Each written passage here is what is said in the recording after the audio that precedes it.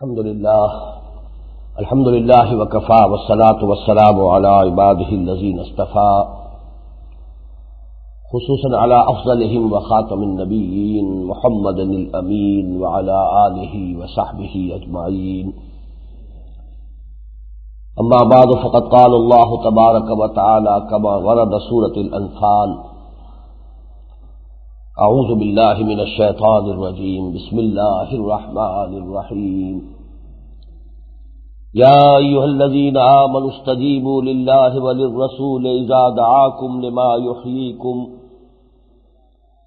واعلموا ان اللہ یحول بین المرء وقلبہ وانہ الیہ تحشرون. واتقوا فتنة لا تصیبن الذین ظلموا منکم خاصة واعلموا ان اللہ شدید العقاب. واذکروا اذ انتم قلیل مستضعفون فی الارض تخافون ان یتخطفکم الناس فآواکم وأیدکم بنصرہ ورزقکم من الطیبات لعلکم تشکرون. یا ایھا الذین آمنوا لا تخونوا اللہ والرسول وتخونوا اماناتکم وانتم تعلمون. وقال تبارک وتعالی كما ورد في سورة التوبة: ومنهم من عاهد الله لئن آتانا من فضله لنصدقن ولنكونن من الصالحين فلما آتاهم من فضله بخلوا به وتولوا وهم معرضون فعاقبهم نفاقا في قلوبهم إلى يوم يلقونه بما أخلفوا الله ما وعدوه وبما كانوا يكذبون. وقال عز وجل كما ورد في آخر نفس السورة: أولا يرون أنهم يفتنون في كل عام مرة أو مرتين ثم لا يتوبون ولا هم يذكرون. صدق الله العظيم. رب اشرح لي صدري ويسر لي امري واحلل عقدة من لساني يفقهوا قولي. اللهم ربنا الهمنا رشدنا واعذنا من شرور انفسنا. اللهم ارنا الحق حقا وارزقنا اتباعه وارنا الباطل باطلا وارزقنا اجتنابه. اللهم وفقنا لما تحب وترضى. اللهم ربنا طهر قلوبنا من النفاق وأعمالنا من الرياء وألسنتنا من الكذب وأعيننا من الخيانة فإنك تعلم خائنة الأعين وما تخفي الصدور. آمین یا رب العالمین. میں نے آج کی اپنی گفتگو کے لیے جس موضوع کا عنوان اخبار میں شائع کرایا، میں یہ چاہتا ہوں کہ واقعاتی اعتبار سے جن شدید بحرانوں سے پاکستان پھر دوبارہ دوچار ہو گیا ہے ان پر کوئی تبصرہ کروں. میں چاہتا ہوں کہ جو قرآن حکیم کی ہدایت ہے کہ اس پوری صورتحال کا اصل سبب کیا ہے اور اس کا علاج کیا ہے، پہلے ہم اپنی توجہ کو اس پر مرکوز کریں. اس کے لیے میں نے 4 آیات کا انتخاب کیا ہے سورہ انفال سے، اور 4 ہی آیات کا انتخاب کیا ہے سورہ توبہ سے. سورہ انفال کی یہ آیات ہیں 24 تا 27. یا ایھا الذین آمنوا استجیبوا للہ وللرسول. اہل ایمان، اے ایمان کے دعوے دارو، اللہ اور اس کے رسول کی پکار پر لبیک کہو، مانو بات اللہ کی اور اس کے رسول کی. اذا دعاکم، خاص طور پر جب کہ رسول تمہیں پکار رہے، اور پکار رہے کس کام کے لیے؟ لما یحییکم، وہ بات، وہ راستہ، وہ طریقہ جس سے تمہیں زندگی ملے گی. یہ زندگی معنوی زندگی، ظاہر بات ہے کہ زندہ جسمانی طور پر، مادی طور پر تو مشرکین عرب بھی تھے، کافر بھی تھے، یہودی بھی تھے، لیکن یہاں کون سی زندگی ہے؟ معنوی زندگی، روحانی زندگی، حقیقی زندگی، انسانی زندگی. تو اللہ اور اس کے رسول کی دعوت تو اس زندگی کے لیے ہے، جب بھی اللہ اور اس کے رسول کی طرف سے کوئی پکار آئے فوراً لبیک کہو، یا ایھا الذین آمنوا استجیبوا للہ وللرسول اذا دعاکم لما یحییکم۔ اور اس میں اگر انسان تاخیر کرے، ایک بات آئی اور دل نے گواہی دے دی کہ یہ اللہ اور اس کے رسول کی طرف سے پکار ہے اور یہ حق ہے، پھر بھی کوئی مصلحت آڑے آ گئی، جان کی محبت، مال کی محبت، وہ رکاوٹ بن گئی، یا کوئی تعصب، کوئی عصبیت، کوئی ضد، کوئی تکبر، کوئی ہٹ درمی، وہ آڑے آ گئی، اس کا ایک نتیجہ نکلتا ہے وَاعْلَمُوا أَنَّ اللَّهَ يَحُولُ بَيْنَ الْمَرْءِ وَقَلْبِهِ، جان لو کہ اللہ تعالی حائل ہو جایا کرتا ہے انسان کے اور اس کے دل کے درمیان، یعنی سزا جو اللہ تعالیٰ کی طرف سے اس دنیا میں ملتی ہے جبکہ انسان اعراض کرے حق کو پہچاننے کے بعد، بات صحیح ہے، دماغ نے بھی قبول کی کہ بات صحیح ہے، مدلل ہے، مبرہن ہے، دل نے بھی گواہی دی حق ہے، صحیح ہے، اور پھر قبول نہ کرے، تو اللہ تعالیٰ کا ایک ضابطہ ہے جو قرآن حکیم میں بہت مرتبہ بیان ہوا ہے، اور جس کے لیے جو آخری شکل ہے اس کی تعبیر یہ ختم اللہ علی قلوبہم وعلی سمعہم وعلی ابصارہم غشاوہ، کہیں لفظ آتا طبع اللہ علی قلوبہم، اللہ تعالیٰ مہر کر دیتا ہے ان کے دلوں پر، چھاپ ڈال دیتا ہے ان کے دلوں پر کہ پھر اب ان کے اندر قبول حق کی استعداد ہی نہیں رہتی، سواء علیہم انذرتہم ام لم تنذرہم لا یؤمنون ختم اللہ علی قلوبہم وعلی سمعہم وعلی ابصارہم غشاوہ وَلَهُمْ عَذَابٌ عَظِيمٌ۔ اے نبی ان کے حق میں برابر ہے، اب آپ انذار کریں نہ کریں، مزید دعوت و تبلیغ کی کوشش کریں نہ کریں، یہ ایمان نہیں لائیں گے، اس لیے کہ اب یہ اس آخری درجے کو پہنچ چکے ہیں جبکہ ان کے دلوں پر اللہ نے مہر کر دی ہے۔ لیکن اللہ تعالیٰ یہ مہر ابتداءً نہیں کرتا کبھی بھی، معاذ اللہ، یہ تو ظلم ہو جائے گا۔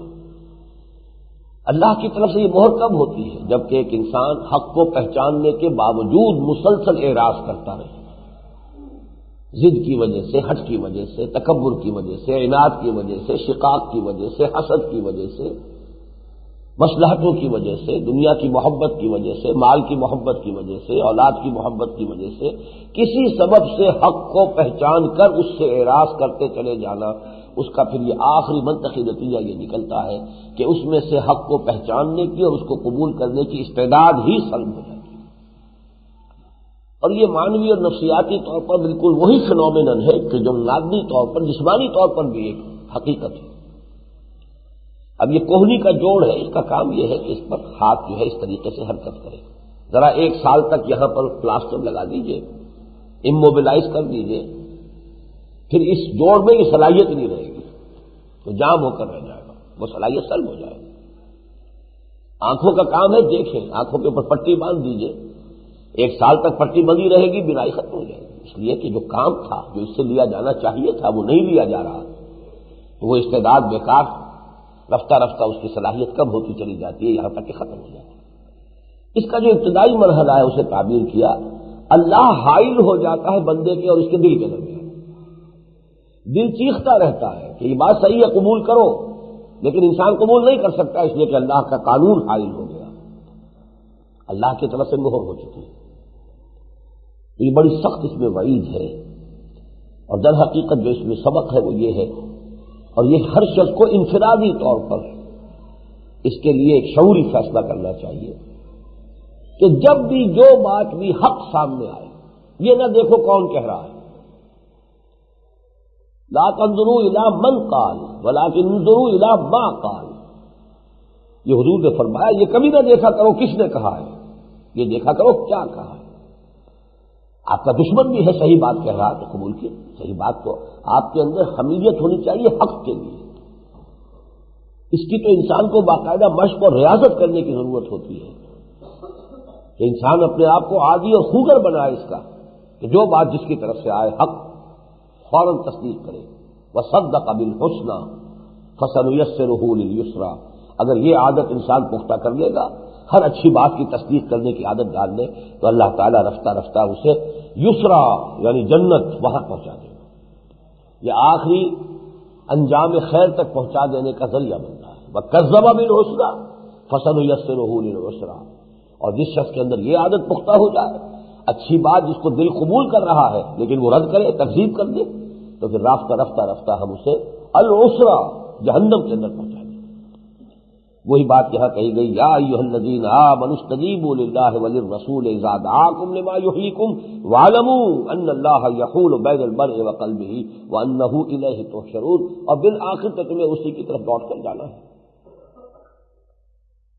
دوسری آیت یہ اس سے بھی زیادہ لرزا دینے والی ہے. واتقوا فتنة لا تصيبن الذين ظلموا منكم خاصة واعلموا ان اللہ شدید العقاب. ڈرو اس فتنے سے، اس عذاب سے، اس پکڑ سے، اس سزا سے کہ جو صرف گنہگاروں پر مسلط نہیں ہوگی. جب عوامی عذاب آتا ہے اللہ کی طرف سے تو اس میں گناہگاروں کے ساتھ بے گناہ بھی لپیٹ میں آتے ہیں. یہ بہت اہم فینومینن ہے. واتقوا فتنة لا تصيبن الذين ظلموا منكم خاصة. اس کا ایک سبب ہے. یہ بھی کوئی بات جو ہے قرآن میں اور اللہ تعالیٰ کا کوئی ضابطہ جو ہے وہ غیر معقول نہیں ہے. اصل میں کسی معاشرے کے اندر اگر کچھ لوگ بدکاری کر رہے ہیں، حرام خوری کر رہے ہیں، بدماشیاں کر رہے ہیں، اور معاشرہ بحیثیت مجموعی انہیں برداشت کر رہا ہے، تو وہ لوگ بھی کہ جو بالفعل اس حرام خوری یا حرام کاری میں شریک نہیں ہے وہ بھی مجرم ہیں. انہیں برداشت کیوں کیا؟ لولا ينهاهم الربانيون والاحبار عن قولهم الاثم واكلهم السحت. کیوں نہیں منع کیا انہیں ان کے احبار نے، علماء نے، اور ان کے درویشوں نے اور صوفیوں نے اور ان کے راہبوں نے انہیں حق جھوٹ کہنے سے اور حرام کھانے سے؟ یہ تو فرض ہے. اگر امر بالمعروف اور نہی عن المنکر کا فریضہ سرانجام نہیں دے رہے تو مجرم ہو گئے. اس کو بڑی خوبصورتی سے سورہ اعراف میں واضح کیا گیا ہے. وہ جو ایک قبیلہ تھا یہود کا کہ جو ساحل سمندر پر آباد تھا اور مچھلیاں پکڑنا ان کا پیشہ تھا. اب ان کی شریعت میں سبت کا قانون تھا کہ ہفتے کے دن کوئی کام دنیاوی نہیں کر سکتا. ہفتے کا دن مخصوص ہے اللہ کی یاد کے لیے. اپنی کتاب کی تلاوت کرو، تورات پڑھو، اللہ کا ذکر کرو، نماز پڑھو. 6 دن کام کر لو دنیا کے لیے، 1 دن اللہ کے لیے خالص کر لو. یہ تعطیل کا دن نہیں تھا. بدقسمتی سے اس کو بدل دیا انہوں نے، تعطیل کا رنگ دے دیا. تعطیل کا کوئی تصور کسی آسمانی کتاب میں نہیں ہے، بلکہ یہ تھا کہ 6 دن اب تم بھاگ دوڑ کر رہے ہو، کاروبار میں لگے ہوئے، ہفتے میں 1 دن خالص کر لو ذکر الہی کے لیے، اللہ کی یاد. اور ان کی شریعت میں سختی بہت تھی. کوئی کام بھی دنیاوی نہیں کر سکتے، کوئی معاشی، کوئی دنیاوی کام. وہ پورا کا پورا دن جو ہے یوم السبت، ہفتے کا دن، وہ در حقیقت یاد الہی، ذکر، اذکار، عبادات اس کے لیے مخصوص. اب وہاں یہ کہ یہ ابھی ہم پڑھ چکے ہیں دورہ ترجمہ قرآن میں، اللہ تعالیٰ کی طرف سے امتحان ان کے لیے سخت ہو گیا. مچھلیوں کو اندازہ ہو گیا کہ ہفتے کے دن ہمیں کوئی کچھ نہیں کہتا، پکڑتا نہیں.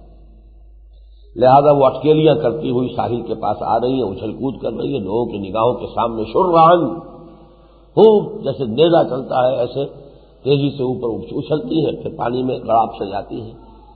اور یہ بیچارے کھڑے ہیں، دیکھ رہے ہیں کہ اب یہ سب کے قانون نے ہاتھ باندھا ہوا، پکڑ تو سکتے نہیں. اور جیسے ہی اتوار کا دن ہوا اور وہ گہرے سمندر میں، گہرے پانیوں میں چلی گئی، اب کہاں سے لائے مچھلیاں؟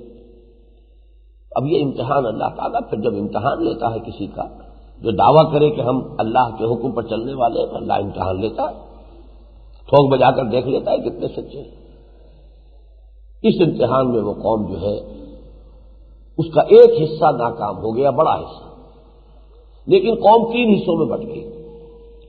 ایک وہ کہ جو اب شریعت کا یہ حکم توڑ رہے ہیں، اور عجیب ہیلا انہوں نے اختیار کیا کہ اتوار کے دن یا ہفتے کے دن انہوں نے مچھلیاں تو نہیں پکڑی، سارا دن لگا دیا گڑھے کھود کھود کے ساحل کے ساتھ ساتھ ساحل سمندر سے پانی مچھلیوں سمیت ان گڑھوں کے اندر جمع کر دیا. پکڑی نہیں مچھلی ہفتے کے روز، جا کر پھر اتوار کو پکڑ لی. تو اصل میں جو حکمت تھی اس حکم کی وہ تو ختم ہو گئی. حکمت تو یہ تھی کہ آپ اللہ کی یاد میں، عبادت میں، ذکر الہی میں لگے رہے. آپ لگے رہے گڑھے کھودنے، تو مچھلی چاہے پکڑی نہیں، وہ اصل قانون جو تھا شریعت کا مدعا جو تھا وہ تو غطربول ہو گیا. کچھ لوگ وہ تھے کہ جو انہیں روکتے رہ گئے، خود بھی نہیں اس میں انہوں نے اس خلاف ورزی میں حصہ لیا اور روکتے بھی رہے. کچھ لوگ وہ تھے کہ جو اس جرم میں ملوث تو نہیں تھے لیکن روک بھی نہیں رہے تھے. تو اللہ تعالیٰ نے پھر جب عذاب بھیجا ہے تو صرف ان کو بچایا ہے کہ جو خود بھی رکے ہوئے تھے اور روک بھی رہے تھے. فَأَنْجَيْنَا الَّذِينَ يَنْهَوْنَ عَنِ السُّوءِ، ان کو تو اللہ بچا لیتا ہے. باقی وہ جو تھے کہ جو جرم میں ملوث نہیں تھے لیکن روک نہیں رہے تھے، وہ بھی ان کے ساتھ ہی عذاب کی نشان ہے. اس لیے کہ یہ بھی تو جرم ہے، یہ گویا کہ امپلائڈ ابیٹمنٹ ہے. جیسے کہ ہماری دنیاوی قانون میں بھی ایک ہے مجرم اور ایک ہے وہ کہ جس نے مجرم کو مدد پہنچائی، ابیٹمنٹ. تو یہ بھی در حقیقت خاموش ابیٹمنٹ ہے، خاموش تقویت دینا ہے ان مجرموں کو کہ انہیں روکا نہیں جا رہا، ان کے ہاتھ روکے نہیں جاتے. اس کی حضور نے بڑی پیاری ایک مثال دی کہ دیکھو جیسے ایک جہاز ہے، سمندری جہاز ہے، اس کا ایک عرصہ ہے. کچھ لوگ عرصے پر بیٹھے ہوئے ہیں، کچھ جو نیچے کلاسز ہوتی ہیں، اعلیٰ کلاسز بھی ہوتی ہیں، جن میں بیٹھے ہوئے ہیں، اور بیچارے جو غریب لوگ ہوتے ہیں وہ عرصے پر ہوتے ہیں کھلے آسمان تلے. اب وہ نیچے والے جو ہے وہ پانی لینے کے لیے لامحالہ اوپر جاتے تھے. جب اوپر جاتے تھے تو جو اوپر عرصے پر بیٹھے ہوئے ہیں انہیں تکلیف ہوتی تھی. پانی بالٹی میں لا رہے ہیں، کسی پہ چھلک گیا ہے، گر گیا ہے، اور وہ ریجنٹ کرتے تھے. ان کی طرف سے ظاہر بات ہے کہ بڑبڑاتے ہوں گے کہ ایک تو یہ ہم غریب لوگ عرصے پر بیٹھے ہوئے ہیں، یہ لوگ عیش کرتے ہیں نیچے کیبنز کے اندر، اور پھر ہمارے لیے الٹی اور مصیبت بھی یہ ہے کہ یہ پانی لینے آتے ہیں تو ہمارے لیے ایک تکلیف کا موجب بنتے ہیں. تو وہ نیچے والوں نے سوچا کہ کیوں نہ ہم جہاز کے پیندے میں ہی سوراخ کر لیں، یہیں سے پانی لے لیا کریں. اب حضور نے فرمایا اگر وہ عرصے والے ان کو نہیں روکیں گے تو اگر جہاز ڈوبے گا تو کیا صرف نیچے والے ڈوبیں گے؟ وہ تو پورا جہاز ڈوبے گا. مجرم تو وہی ہیں جنہوں نے کہ جہاز کے پیندے میں سوراخ کیا ہے، لیکن یہ کہ جب جہاز ڈوبے گا تو وہ تو پورے کے پورے جہاز میں جتنی بھی سواریاں ہیں سب کی سب ہلاک ہو جائیں گے. تو ان کا کام کیا؟ ہاتھ روکیں، ان کو پکڑو ان کا ہاتھ. اسی کا نام نہی عن المنکر ہے، بدی سے روکنا. جس معاشرے میں یہ نہی عن المنکر ختم ہو جاتی ہے تو وہ معاشرہ بحیثیت مجموعی مجرم گردانا جاتا ہے، مجرم سمجھا جاتا ہے.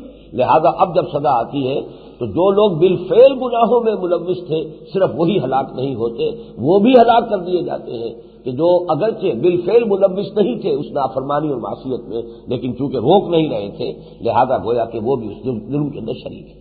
واتقوا فتنة لا تصيبن الذين ظلموا منكم خاصة، ڈرو اس عذاب سے، اس پکڑ سے، اس سزا سے جو تم میں سے صرف گناہ گاروں ہی کے اوپر مسلط نہیں ہو. واعلموا ان اللہ شدید العقاب، اور جان لو. اب دیکھیے دونوں آیتوں میں واعلموا بڑا ایک جیسے کہ جگانا اور جھنجھوڑنا وقت. واعلموا جان لو، واعلموا ان اللہ یحول بین المرء وقلبہ، جان لو اللہ تعالیٰ حائل ہو جایا کرتا ہے انسان کے اور اس کے دل کے درمیان. واعلموا ان اللہ شدید العقاب، جان لو اللہ تعالیٰ سزا دینے میں بہت سخت ہے. اب تیسری آیت ہے جو خاص طور پر ہمارے حالات پر بہت زیادہ منطبق ہوتی ہے پاکستان پر. واذکروا اذ انتم قلیل مستضعفون فی الارض. اب یہ آپ آج سے نصف صدی تقریباً پیچھے چلی جائیے. ہندوستان ایک ملک، انگریز حکمران، مسلمان اقلیت میں، ہندو اکثریت میں. پھر وہ اکثریت بیدار بھی ہو گئی، زیادہ تعلیم یافتہ بھی ہے، زیادہ سرمایہ دار بھی ہے، زیادہ منظم بھی ہے. اور خاص طور پر انگریز نے ہندو کو سپورٹ کیا تھا. کیوں کیا تھا؟ کہ مسلمانوں سے حکومت چھینی تھی تو اندیشہ تھا کہ یہ جو حاکم قوم ہے جو محروم ہوئی ہے، جو حاکم سے محکوم بنی ہے، اس میں اندیشہ ہے رد عمل کا، بغاوت کا. جو محکوم تھے ان کو سہارا دے کر اوپر اٹھاؤ. اور یہ ہمیشہ ہوتا ہے، قرآن مجید میں یہ قانون بیان ہوا ہے ملکہ سبا کے قول کی شکل میں. ان الملوک اذا دخلوا قریۃ جعلوا عزت اہلھا اذلہ. ہمیشہ یہ ہوا ہے کہ جب بھی کسی بادشاہ نے کوئی ملک فتح کیا تو جو اس کے زیادہ عزت والے ہوتے تھے انہیں ذلیل کر دیتا تھا. اس لیے کہ اندیشہ انہی سے ہوتا. ہندو تو ظاہر بات ہے پہلے مسلمان کا غلام تھا، اب انگریز کا غلام ہو گیا، اسے کیا فرق پڑا؟ وہ تو چینج آف ماسٹرز ہی ہے نا، محکوم پہلے بھی تھا، محکوم اب بھی ہے۔ مسلمان حاکم سے محکوم بن گیا، اور یہی معاملہ سندھ میں ہوا اصل میں۔ پنجاب اور سندھ کے مسلمانوں کے مابین ایک جو نفسیاتی فرق ہے، کاش کہ اسے سمجھ لیں، میں نے تو وہ کتاب لکھ دی تھی مسئلہ سندھ۔ فرق کیا ہے؟ سندھ میں مسلمان سے حکومت چھینی انگریز نے، لہذا سندھ کے مسلمان میں انگریز کے خلاف دشمنی تھی، نفرت تھی۔ پنجاب میں انگریز نے آ کر مسلمان کو سکھا شاہی سے نجات دی، بدترین حکومت۔ سکھا شاہی کا تو مطلب ہی ہے جس میں نہ کوئی قانون ہے نہ قاعدہ، تو محاورہ سکھا شاہی۔ انگریز کی حکومت بہرحال رول آف لا، قانون کے مطابق حکومت تھی۔ تو پنجاب اور سرحد کے مسلمانوں نے انگریز کو اپنا نجات دہندہ سمجھا ہے۔ دونوں کے مینٹل ایٹیٹیوڈ میں زمین و آسمان کا فرق ہو گیا۔ یہی وجہ ہے کہ انگریز نے پنجاب کے مسلمان کو سپورٹ کیا، یہاں پر بڑے بڑے کالج قائم کیے۔ سندھ میں کوئی گورنمنٹ کالج نہیں قائم کیا گیا، یہاں کے مسلمان کو فوج میں بھرتی کیا ہے۔ سندھ کے بارے میں یہ کہہ دیا ہے تو نان مارشل ریس ہے، ان میں تو فوجی صلاحیت ہی نہیں ہے۔ ذرا سوچیے تو صحیح، وہ قوم جو کل تک تو حکمران تھی یہاں، تالپوروں سے تو تم نے جنگ کی، پھر جنگ کر کے تم نے انہیں شکست دی تھی۔ پھر یہ کہ 1900 جو یہی صدی کا جو وسط ہے، 40s تک بھی 42-43 تو میرے ہوش کی بات ہے کہ ہر موومنٹ جو ہے اس نے انگریزوں کے ناط کا بند کیا ہوا تھا۔ تو یہ ایسے ہی نان مارشل تھے، تو یہ ہروں کے اندر یہ کہاں سے مارشل اسپرٹ آ گئی تھی؟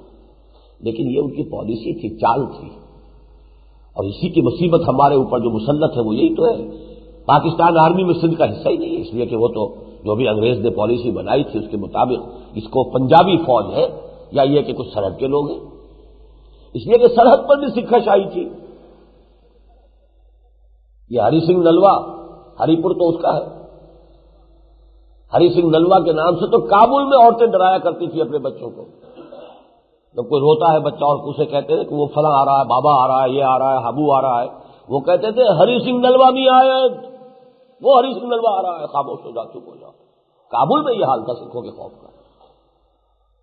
اچھی طرح سمجھ لیجیے، اس سے نفسیات میں عظیم الشان فرق واقع ہو گیا، اور انگریز نے ایکسپلائٹ کیا اس کو۔ بہرحال اس کو نوٹ کر لیجیے کہ یہ ہوتا ہے ہمیشہ۔ تو ہماری جو صورتحال تھی پاکستان کے بننے سے قبل یا ہندوستان کی آزادی یا تقسیم سے قبل، وہ کیا تھی؟ مسلمان اقلیت میں، ہندو اکثریت میں۔ ہندوؤں کو انگریز نے اٹھایا تھا، سپورٹ کیا تھا، مسلمانوں کو دبایا تھا۔ جعلوا عزت اہلھا اذلہ، اسی لیے ہندو آگے نکل گیا، تعلیم میں آگے نکل گیا۔ پھر یہ کہ اس کے لیے چینج آف ماسٹرز کا معاملہ تھا، ایک پہلے مسلمانوں کے محکوم سے انگریز کے ہو گئے، فرق کیا تھا؟ مسلمانوں کے لیے تو بڑے صدمے کی بات تھی کہ وہ تخت حکومت سے گرا کر اور جو ہے محکوموں کی صف میں کھڑے کر دیے گئے۔ اب جب صورتحال پیدا ہو گئی کہ اب تلوار کا دور ختم ہو گیا، حکومت قائم ہوئی دستوری، اور اس کو دیا جمہوری رنگ، ون مین ون ووٹ۔ اب اگر ون مین ون ووٹ ہے تو ہندو تو ہم سے 3 گنا تھا، گویا کہ ابدی طور پر مسلمان غلام ہو جاتا ہندو کا، اور خوف تھا کہ وہ ایکسپلائٹ کرے گا، وہ ستائے گا، وہ اپنی جو ہے 800 یا 1000 برس کی جو غلامی تھی اس کا بدلہ لے گا گن گن کر۔ یہی وجہ ہے کہ اندرا گاندھی کی زبان پر یہ الفاظ آ گئے، we have avenged our 1000 years defeat۔ سقوط ڈھاکہ جب ہوا ہے تو کیسے بغلے بجائی ہندوؤں نے، اور اندرا گاندھی جیسی عورت، موتی لال نہرو کی پوتی، جواہر لال نہرو کی بیٹی، خالص سیکولر ذہن کے لوگ، لیکن یہ کہ وہ ہندو ذہنیت وہ ایسی پختہ تھی اس کے اندر بھی کہ جو بھی کچھ ہوتا ہے، عربی کا ایک مقولہ ہے جو ظرف میں ہوتا ہے وہ ٹپکتا، وہ جملہ نکل گیا اور اس نے اس کی پوری ذہنیت کی عکاسی کر دی۔ تو جو ہندوؤں میں زیادہ فرقہ پرست اور کٹر تھے ان کا کیا حال ہوگا، جبکہ سیکولر لوگ جو ہیں، اندرا گاندھی کہہ رہی ہے کہ وی have avenged our 1000 years defeat۔ یہ وجہ تھی کہ ہمیں خوف تھا کہ اگر ہندوستان ایک وحدت کی حیثیت سے آزاد ہو گیا سیاسی طور پر، اور اب دور ہے وہ جمہوریت کا، اب قوت بازو کا دور تو ختم ہو چکا، اب تو ووٹ کی پرچی کا دور ہے، ون مین ون ووٹ ہے۔ نتیجہ کیا نکلے گا؟ ہندو غالب، حکمران، ہم محکوم، اور پھر ظاہر بات ہے کہ ہندو ہم سے گن گن کے بدلے لے گا، حساب چکائے گا، ہماری زبان ختم کر دے گا۔ کبھی اگر آپ سنتے ہو انڈین ریڈیو یا BBC سے انڈین کا پروگرام، کبھی کبھی میں جب رات کو 11 بجے کی خبریں سننے کی کوشش کرتا ہوں تو ادھر وہ پروگرام ابھی ہندی کا لگا ہوتا ہے۔ کیسی ثقیل زبان انہوں نے ڈیولپ کر لی ہے، اور تھوڑے سے عرصے کے اندر ڈیولپ کر لی ہے۔ اور وہاں کے مسلمان ٹیلی کاسٹرز جو ہیں وہ جو براڈ کاسٹرز ہیں، شفیع نقی جامعی اور ایک پرویز عالم ہے، وہ جیسی ہندی بولتے ہیں، اس لیے کہ اتنے عرصے میں انہوں نے ایک زبان نئی بنا بھی لی اور اس کو اس تعلیم کے ذریعے سے ایسا عام کیا ہے کہ مسلمان وہ ہندی زبان بول رہا ہے۔ اردو کا خاتمہ، اب وہاں مسلمانوں کے بچے اردو پڑھ نہیں سکتے، کیسے پڑھیں؟ جب پڑھائی نہیں جاتی پڑھے نہیں کیسے؟ وہ تو ہندی پڑھتے ہیں اسکولوں کے اندر۔ یہ تھا اصل میں خوف جس کی وجہ سے تحریک پاکستان کی تقویت حاصل ہوئی۔ اس کا نقشہ آپ کو اس آیت میں ملے گا، کیونکہ کچھ اسی طرح کی کیفیت مکے میں مسلمانوں کی تھی۔ ہجرت سے پہلے مکے میں کیا صورت تھی؟ مسلمان اقلیت میں تھے، کافر اکثریت میں تھے، مسلمان کمزور تھے، ان کے پاس طاقت تھی، دبدبا تھا، قوت تھی، اقتدار تھا۔ اس کے حوالے سے ذرا نوٹ کیجئے کہ بات تو کہی جا رہی ہے ان کے بارے میں، لیکن 100% چسپاں ہو رہی ہے ہم پر پاکستان کے معاملے میں۔ وَاذْكُرُوا إِذْ أَنْتُمْ قَلِيلٌ مُسْتَضْعَفُونَ فِي الْأَرْضِ، یاد کرو جب کہ تم اقلیت میں تھے، قلیل تھے، تعداد تھوڑی تھی، مستضعفون فی الارض، تمہیں دبا لیا گیا تھا زمین میں، کافر تم پر چھائے ہوئے تھے، تم دبے ہوئے تھے۔ تخافون ان یتخطفکم الناس، تمہیں ہر وقت اندیشہ رہتا تھا کہ لوگ تمہیں اچک لے جائیں گے، جیسے حضرت سمیہ کو شہید کر دیا، حضرت یاسر کو شہید کر دیا۔ وہ شہید کرنے میں تھوڑی سی کسر رہ گئی نا حضرت بلال کی، کیا نہیں کیا وہ تو۔ اگر حضرت ابو بکر رضی اللہ تعالیٰ عنہ نے جو منہ بولے دام تھے، امیہ ابن خلف جو ان کا آقا تھا، جو اس نے مانگا دیا، تب تو ان کی جان بچی ہے، ورنہ ایک انسان کی گردن میں رسی ڈال کر جیسے کہ جانوروں کی لاشیں گھسیٹی جاتی ہیں، ایسے ان مکے کی نوکیلی پتھریلی جو ہے گلیاں، ان میں ان کو گھسیٹا جا رہا تھا، مارنے میں کون سی کسر رہ گئی تھی؟ جبکہ آگ برساتا تھا سورج اوپر سے، اور زمین جو ہے وہ پتھریلی زمین مکے کی، وہ توے کی طرح گرم، چت لٹا کر اس جلتی ہوئی زمین پر، اور سینے کے اوپر ایک بڑی بڑا پتھر رکھ دیا جاتا تھا۔ اس حالت میں کہا ہے جبکہ تمہارا حال یہ تھا، وَاذْكُرُوا إِذْ أَنْتُمْ قَلِيلٌ مُسْتَضْعَفُونَ فِي الْأَرْضِ تَخَافُونَ أَن يَتَخَطَّفَكُمُ النَّاسُ فَآوَاكُمْ، تو اللہ نے تمہیں پناہ دی، وَأَيَّدَكُمْ بِنَصْرِهِ، اور تمہاری تائید فرمائی اپنی نصرت سے، وَرَزَقَكُمْ مِنَ الطَّيِّبَاتِ، اور تمہیں بڑی ہی طیب اور پاک چیزوں کا رزق عطا کیا۔ اندازہ کیجیے خوشحالی جو مسلمان کو پاکستان میں ہوئی، چاہے وہ باہر سے آنے والے مہاجر تھے اور چاہے یہاں کے لوگ تھے۔ جب تک ہندو یہاں موجود تھا، مارکیٹ پر چھایا ہوا تھا، کاروبار تو اس کے پاس تھا، مسلمان کے پاس کاروبار کہاں؟ سارا کاروبار اس کے پاس ہے، دفاتر کے اندر وہ چھائے ہوئے تھے۔ یہ تو وہ گئے ہیں، خلا پیدا ہوا ہے تو مقامی مسلمانوں کو بھی موقع ملا ہے۔ آج صنعت بھی ہمارے پاس ہے، تجارت بھی ہمارے پاس ہے، اور وہ لوگ کہ جو اگر ہندو یہاں رہتا تو شاید ہیڈ کلر سے آگے نہ پہنچتے، وہ یہاں پر جو ہے پروونشل چیف سیکرٹریز اور سینٹرل گورنمنٹ کے سیکرٹریز کی عہدوں تک پہنچے، وہاں جا کے ریٹائر ہوئے۔ ہندو کے ہوتے ہوئے اس کا امکان نہیں تھا کہ وہ ترقی کر سکتے۔ یہ ساری دیکھیے کس طریقے سے ایک نفس چسپاں ہو رہا ہے، اس لیے کہ قرآن مجید ابدی کلام ہے، ابدی ہدایت ہے، اگرچہ نازل ہوا ہے خاص وقت میں۔ جب نازل خاص وقت میں ہوا ہے تو اس کی جو پہلی اپلیکیشن ہے وہ تو اسی وقت کے حالات میں ہے، اسی کے حالات پر تبصرہ ہو رہا ہے، لیکن الفاظ اللہ تعالیٰ نے وہ اختیار کیا، اور یہ اللہ ہی کر سکتا ہے، کوئی اور مصنف تو کر نہیں سکتا، کسی انسان کے بس میں تو ہے نہیں۔ اللہ کا علم کامل ہے، اس نے ان چیزوں کو کہ جو خاص اس وقت کے حالات کے ریلیونس میں تھی، اور ان کو بیان ایسے کیا ہے کہ آئندہ ہر آنے والے دور میں آپ کو اس سے رہنمائی مل سکے۔ میرے نزدیک تو یہ آیت مبارکہ جو ہے 100% ہم پاکستانی مسلمانوں پر، خاص طور پر جو لوگ باہر سے آئے ہیں، اگرچہ مسلمان دبا ہوا تھا، چھایا ہوا تو ہندو تھا، مسلمانوں کی زمینیں ہندوؤں کے پاس گروی، کلچر ان کا، تہذیب ان کی،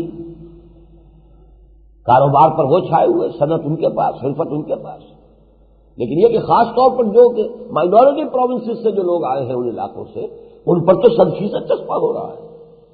وَاذْكُرُوا إِذْ أَنْتُمْ قَلِيلٌ مُسْتَضْعَفُونَ فِي الْأَرْضِ تخافون ان يتخطفكم الناس فآواكم وأيدكم بنصره ورزقكم من الطيبات لعلكم تشکرون، شاید کہ تم شکر کرو۔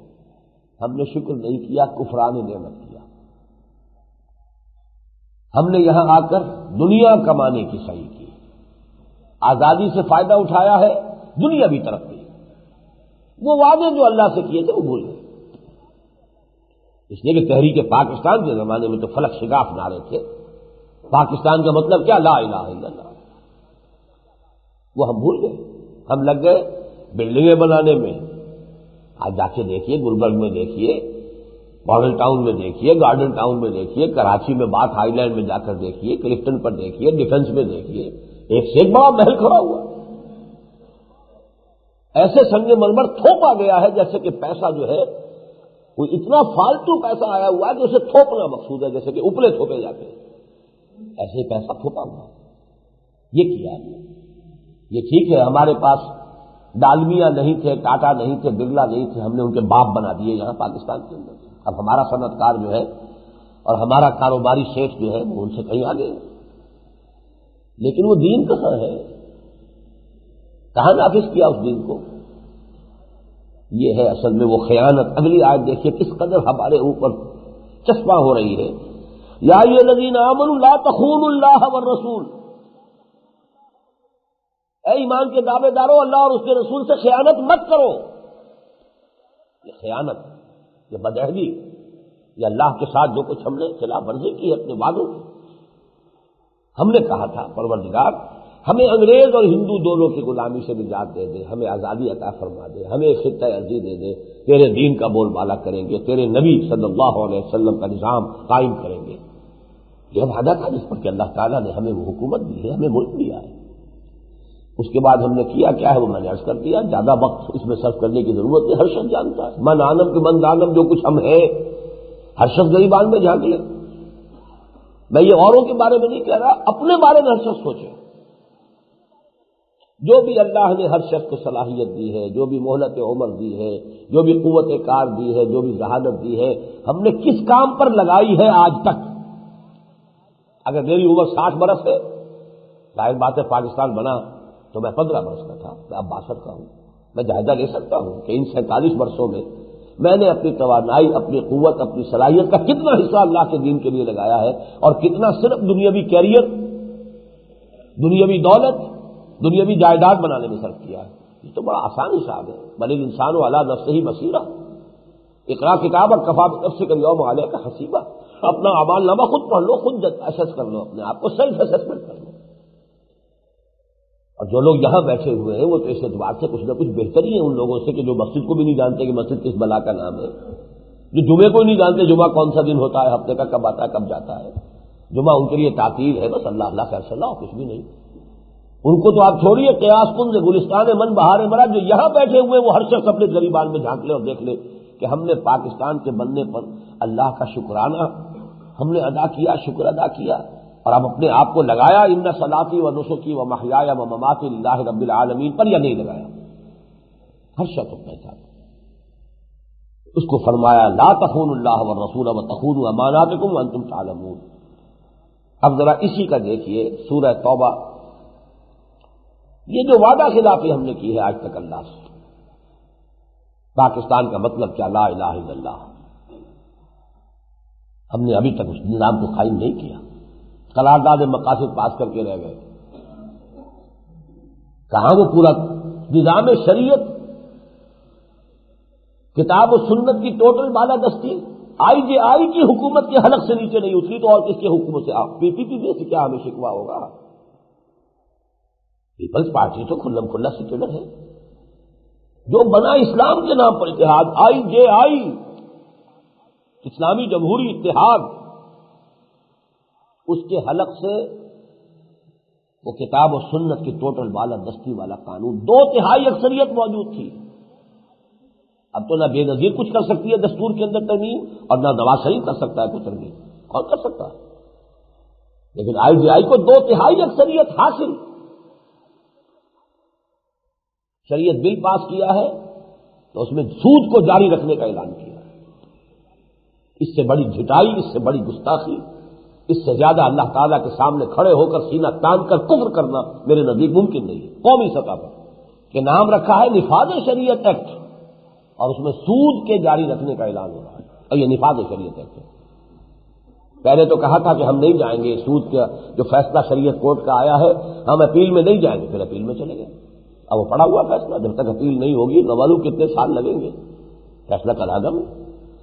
جیسے قرارداد مقاصد، مجھے تو تلخ واقعہ یاد ہے، یہ میرا میڈیکل کالج کا فرسٹ یا سیکنڈ ایئر تھا، یوں سمجھیے کہ 51-52 ہوگا، مال روڈ پر سے یہ جو زمزمہ کی توپ ہے اس کے پاس سے میں گزر رہا تھا، میرے ساتھ ایک اور دوست بھی تھے، بلکہ دوست بھی ہم جانتے ہیں سب لوگ شہریان لاہور کے، رانا نذر الرحمان، یہ اس زمانے میں لا کالج میں پڑھ رہے تھے، جمعیت کا میں بھی رکن تھا، یہ بھی رکن تھا، میں ناظم تھا۔ پاس سے ایک بڑی لمبی سی کار، بڑی شاندار کار گزری، اس میں ایک صاحب بیٹھے ہوئے تھے، بڑی سفید لمبی داڑھی، بڑی نورانی۔ ان کا جانتے ہو یہ کون ہے؟ میں نے کہا میں تو نہیں جانتا۔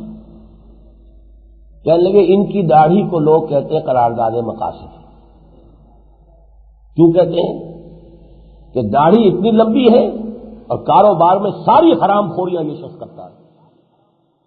لوگ کہتے ہیں جیسے پاکستان کے دستور میں قرارداد مقاصد ہے ویسے ہی اس کے چہرے پر یہ داڑھی ہے، ورنہ بہت بڑی قرارداد تھی جو پاس کی گئی کہ ہم اللہ کی حاکمیت کو تسلیم کرتے ہیں، اپنی حاکمیت کے دعوے کو ہی دستبردار، بہت بڑی بات تھی، بہت بڑی بات تھی، لیکن عمل نہیں نہ ہوا۔ بات کرنے سے کیا ہوتا؟ اب اس کی کیا سزا ملی ہے وہ بات سن لیجیے۔ وَمِنْهُمْ مَنْ عَاهَدَ اللَّهَ، یہ ہے آیت نمبر 75 سورہ توبہ کی، منافقین کا تذکرہ ہو رہا ہے۔ آپ کو معلوم ہے کہ سورہ توبہ میں منافقین کا تذکرہ ہے بہت کثرت کے ساتھ۔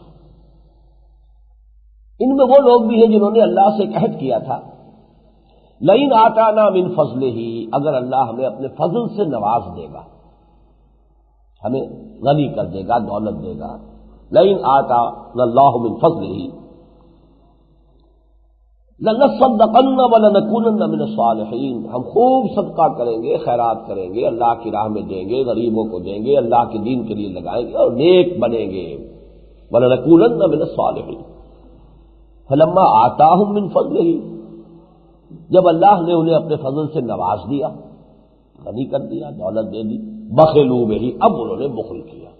اس آیت میں، ان آیتوں میں کوئی لفظ مشکل ہے ہی نہیں۔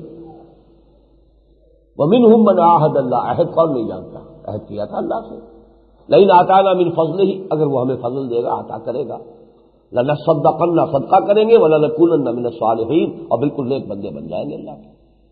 فلما آتاہم من فضلہ، جب اللہ نے انہیں اپنے فضل سے نواز دیا، بخلوا بہ، بخل کون نہیں جانتا؟ اب انہوں نے بخل سے کام لیا، وتولوا وہم معرضون، اور پیٹھ موڑ لی اور اعراض کیا، بھول گئے کیا وعدہ کیا تھا اللہ نے۔ تیسری آیت ہے لرزا دینے والی، فعاقبہم نفاقا فی قلوبہم، تو اللہ تعالیٰ نے ان کے دلوں میں نفاق پیدا کر دیا، اور یہ عاقبہ عقوبت، سزا کے طور پر نفاق پیدا کر دیا۔ الی یوم یلقونہ، اس دن تک اب نفاق ان کے دلوں میں باقی رہے گا، برقرار رہے گا، جبکہ یہ اللہ سے ملاقات کریں گے قیامت کے دن تک۔ اور یہ کس لیے کیا؟ بما اخلف اللہ ما وعدوہ، بسبب اس خلاف ورزی کے جو انہوں نے اللہ سے کیے ہوئے وعدے کی تھی، اخلفوا خلاف ورزی، بما وعدوہ جو وعدہ انہوں نے کیا تھا اللہ سے، وبما کانوا یکذبون، اور بسبب اس جھوٹ کے جو انہوں نے بولا تھا۔ اب آپ سوچئے کہ پاکستانی قوم اجتماعی سطح پر اللہ سے وعدہ خلافی کیا جو جس جرم کے مرتکب ہوئی ہے، اس کی بنا پر نفاق ہے۔ در حقیقت قومی سطح پر ہمارے اوپر جو شے مسلط ہے وہ نفاق ہے۔ اس نفاق کے دو پہلو ہیں، ایک تو وہ دو حدیثیں بہت اہم حدیثیں ہیں کہ حضور نے فرمایا آیت المنافق ثلاث، منافق کی نشانیاں 3 ہیں۔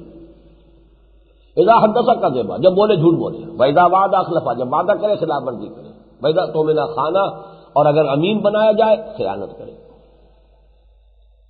ایک اور حدیث میں فرمایا 4 چیزیں ایسی ہیں کہ اگر چاروں کسی میں ہے تو کٹر منافق ہے۔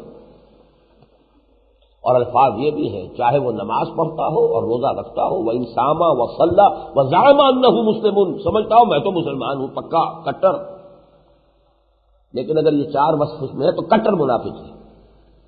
اگر 1 ہے تو 25% منافق ہے، جب تک کہ اس کو ختم نہیں کرتا، اس عادت کو ترک نہیں کرتا، اس میں گویا کہ ایک مقدار کے اندر نفاق موجود رہے گا۔ وہ 4 چیزیں کیا ہیں؟ 3 وہی ہے، اور چوتھی اذا خاصم فجر، جب کہیں اختلاف ہو جائے، جھگڑا ہو جائے تو فوراً آپے سے باہر ہو جائے۔ آپے سے باہر ہونا گالم گلوچ بھی ہے، ہاتھا پائی بھی ہے، جو ہماری اسمبلیوں میں ہو رہا ہے، ہاتھا پائی۔ میں تو لرز گیا تھا کہ کبھی مشرقی پاکستان میں یہی کچھ ہوا تھا، تو اس کا جو نتیجہ نکلا وہاں، تو جو کچھ اب ہو رہا ہے سرحد کے اندر، اس کا کیا نتیجہ نکلے گا؟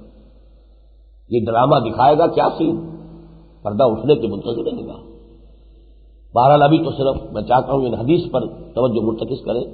ایک تو نفاق کا مصدر یہ ہے کہ اخلاق کا دیوالہ نکل جاتا ہے، صداقت، امانت، دیانت اور تحمل، 4 چیزیں ختم ہو جاتی ہیں۔ جب بولے جھوٹ بولے، جب وعدہ کرے خلاف ورزی کرے،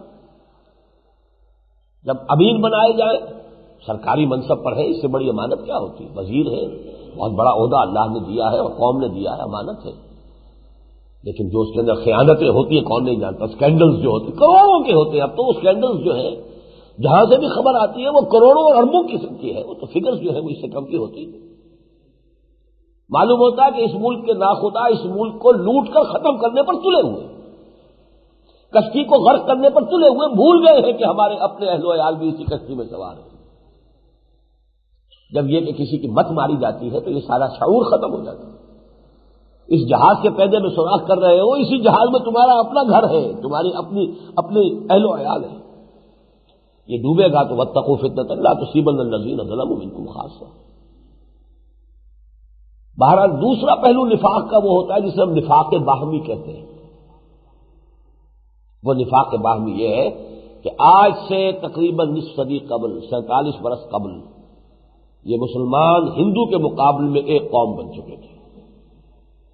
مذہبی فرقے واریت بہت لو جا چکی تھی، سیاسی اختلافات بہت نیچے جا چکے تھے، لیکن اس کے بعد اللہ کی ساتھ کیے ہوئے وعدے کی اب خلاف ورزی کرتے رہے۔ آج وہ قوم کہاں ہے؟ ڈھونڈ اب اس کو چراغ رخ زیبا لے کر۔ اب تو قومیتیں ہیں، قوم تو ہے ہی نہیں۔ قومیتوں میں بھی اضافہ ہو رہا ہے، کیوں نہ ہوگا؟ یہ میں نے لاڑکانہ میں ایک دفعہ پریس کانفرنس کی وہاں سوال کیا، کچھ لوگوں نے کہا کہ یہ کیا ہے جی، یہ مہاجر قومیت؟ میں نے کہا کیوں؟ اگر سندھی قومیت ہو سکتی ہے تو مہاجر کیوں نہیں ہو سکتی؟ اور پنجابی ہو سکتی ہے تو سرائکی کیوں نہیں ہو سکتی؟ آسمان سے لکھوا کے لائے آپ، جڑ کاٹیے اس قومیت کی۔ ایک امت، ایک ہو مسلم حرم کی پاسبانی کے لیے، ورنہ قومیت کو جب آپ اٹھا لیے تو پینڈوراس باکس ہے۔ تو یہ ہے کہ اگر کہیں سندھی قومیت کی بنیاد پر خدا نہ خواستہ سندھ علیحدہ ہو جائے، پھر اس میں 100 قومیتیں ابھر آئیں گی، پھر ان میں سندھی اور بلوچی اور سرائکی اور سندھی،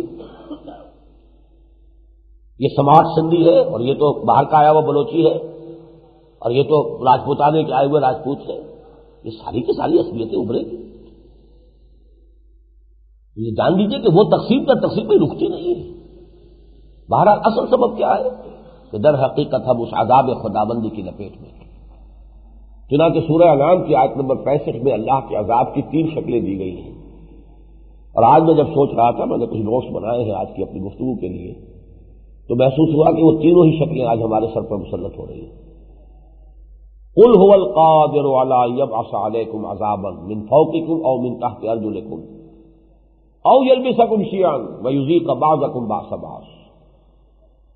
اے نبی ان سے کہہ دیجیے اللہ کو اس کی قدرت ہے، اللہ اس پر قادر ہے کہ تم پر کوئی عذاب بھیج دے تمہارے اوپر سے یا تمہارے نیچے سے، یا یہ ہے کہ تمہیں گروہوں میں تقسیم کر کے آپس میں ٹکرا دے، نہ اوپر سے عذاب بھیجنے کی ضرورت، نہ نیچے سے عذاب نکالنے کی ضرورت، نہ زمین پھاڑنے کی ضرورت، نہ آسمان سے کوئی عذاب بھیجنے کی ضرورت، تمہیں ہی آپس میں تقسیم کر کے ٹکرا دے، ایک دوسرے کی قوت کا مزہ چکھو۔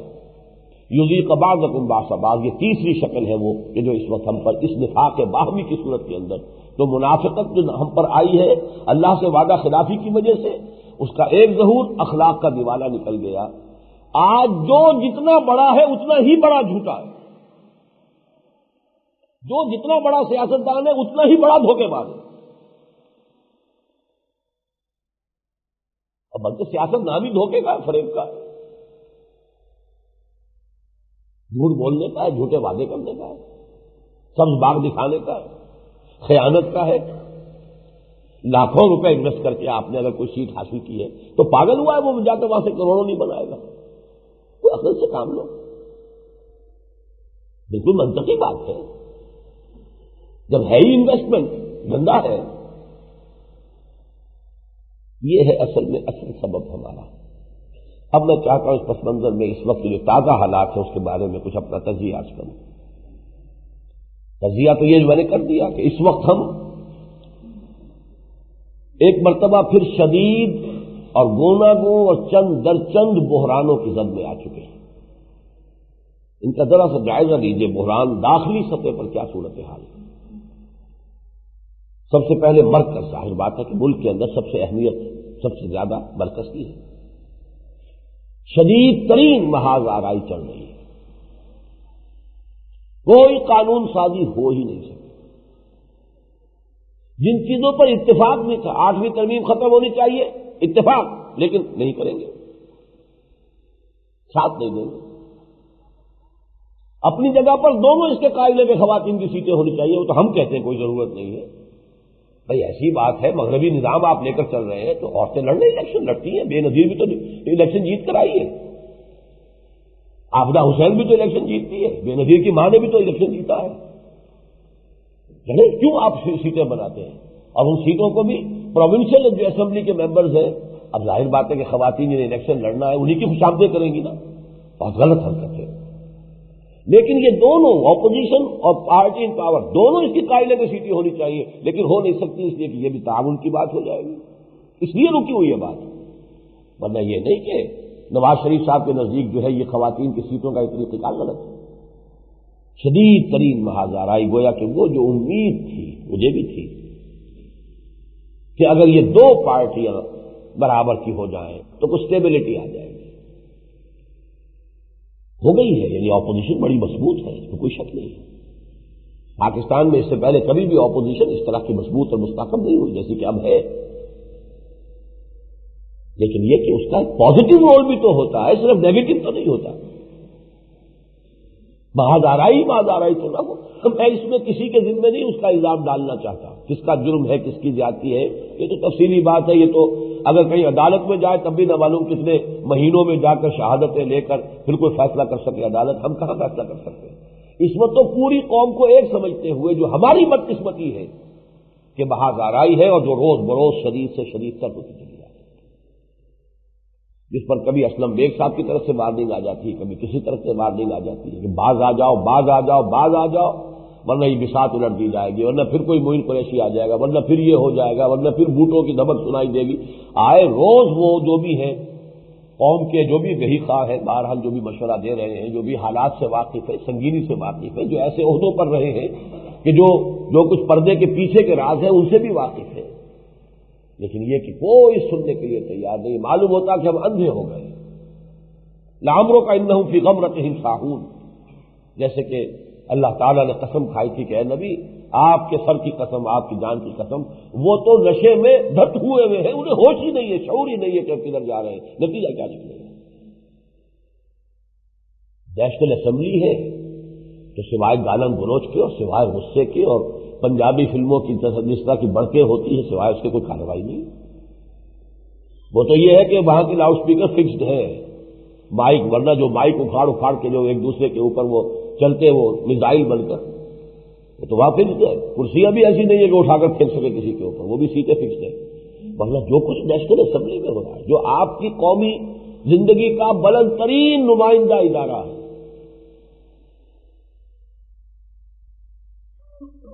اور سب سے بڑھ کر جو اب نئی صورت ہو رہی ہے کہ نواز شریف صاحب جو بار بار لوگوں کو کال دے رہے ہیں کہ نکلو سب،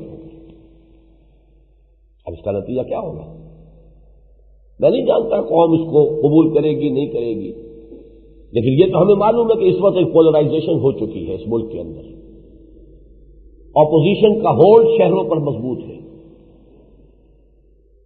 اور جو پارٹی ان پاور ہے وہ دیہات میں جاگیرداروں اور زمینداروں کی پارٹی بن گئی ہے بیسیکلی، اور تحریک عوامی چلتی ہے شہروں ہی سے۔ 1977 کی تحریک چلی تھی تو شہروں سے چلی تھی، دیہات سے تو تحریکیں چلا ہی نہیں کرتی، تو شہروں میں چلتی ہے۔ یہ صورتحال ہو سکتا ہے کہ وہ چلا لے، کوئی تحریک چلا لے، لیکن حاصل کیا ہوا؟ سن 77 کی تحریک سے کیا ہوا تھا؟ مارشل لا آ گیا تھا، کیا خیر برآمد ہوا تھا اس سے؟ یہ صورتحال ہے ہمارے مرکزی سطح پر، کوئی قانون سازی نہیں ہو سکی، متفق علیہ معاملات کے اندر بھی کوئی پیش رفت نہیں ہو سکی، محاذ آرائی ہے کہ روز سے روز شدید سے شدید تر ہوتی چلی جا رہی ہے۔ اور اب جو بھی ہے بہرحال ایک طرف سے تو قول ہے اور بار بار آ رہی ہے، تو سڑکوں پر نکلو، پھر اس کے بعد کیا ہوگا یہ تو کچھ نہیں کہہ سکتے، پھر اس کو تو پریڈکٹ کرنا بھی مشکل ہے۔ جو لوگ کہہ رہے ہیں وہ یہی ہے کہ کوئی معین کو ایسی قسم کا آدمی آ جائے گا، کوئی بندر ہوگا، روٹی وہ کھائے گا، بلیاں بیٹھی منہ دیکھتی رہ جائیں گی، اور وہ بندر تو ہمیں معلوم ہے، وہ بندر اس وقت عالمی استعمار، نیا عالمی استعمار، جو ظاہری طور پر امریکہ ہے، باطنی طور پر یہودی ہے، زائنسٹ ہے۔ امریکہ نہیں ہے اصل میں، یہ بھی آپ کو مغالطہ ہے، امریکہ نہیں ہے، امریکہ خود اعلی کار ہے اس وقت ان یہودیوں کا، انہیں خود ہوش نہیں ہے کہ ہم کدھر جا رہے ہیں۔ اور ذرا بھی کبھی امریکہ نے اگر اسرائیل اور یہودیوں کے راستے میں کہیں بھی رکاوٹ ڈالنے کی کوشش کی، جو حشر یو ایس ایس آر کا ہوا ہے وہی حشر یہ زائنسٹ جو ہے، یہ یہودی، یہ یو ایس اے کا بھی کر دیں گے۔ ان کو یہ اختیار حاصل ہے، یہ طاقت ہے ان کے پاس، اس لیے کہ اکانومی کا لیور ان کے ہاتھ میں ہے۔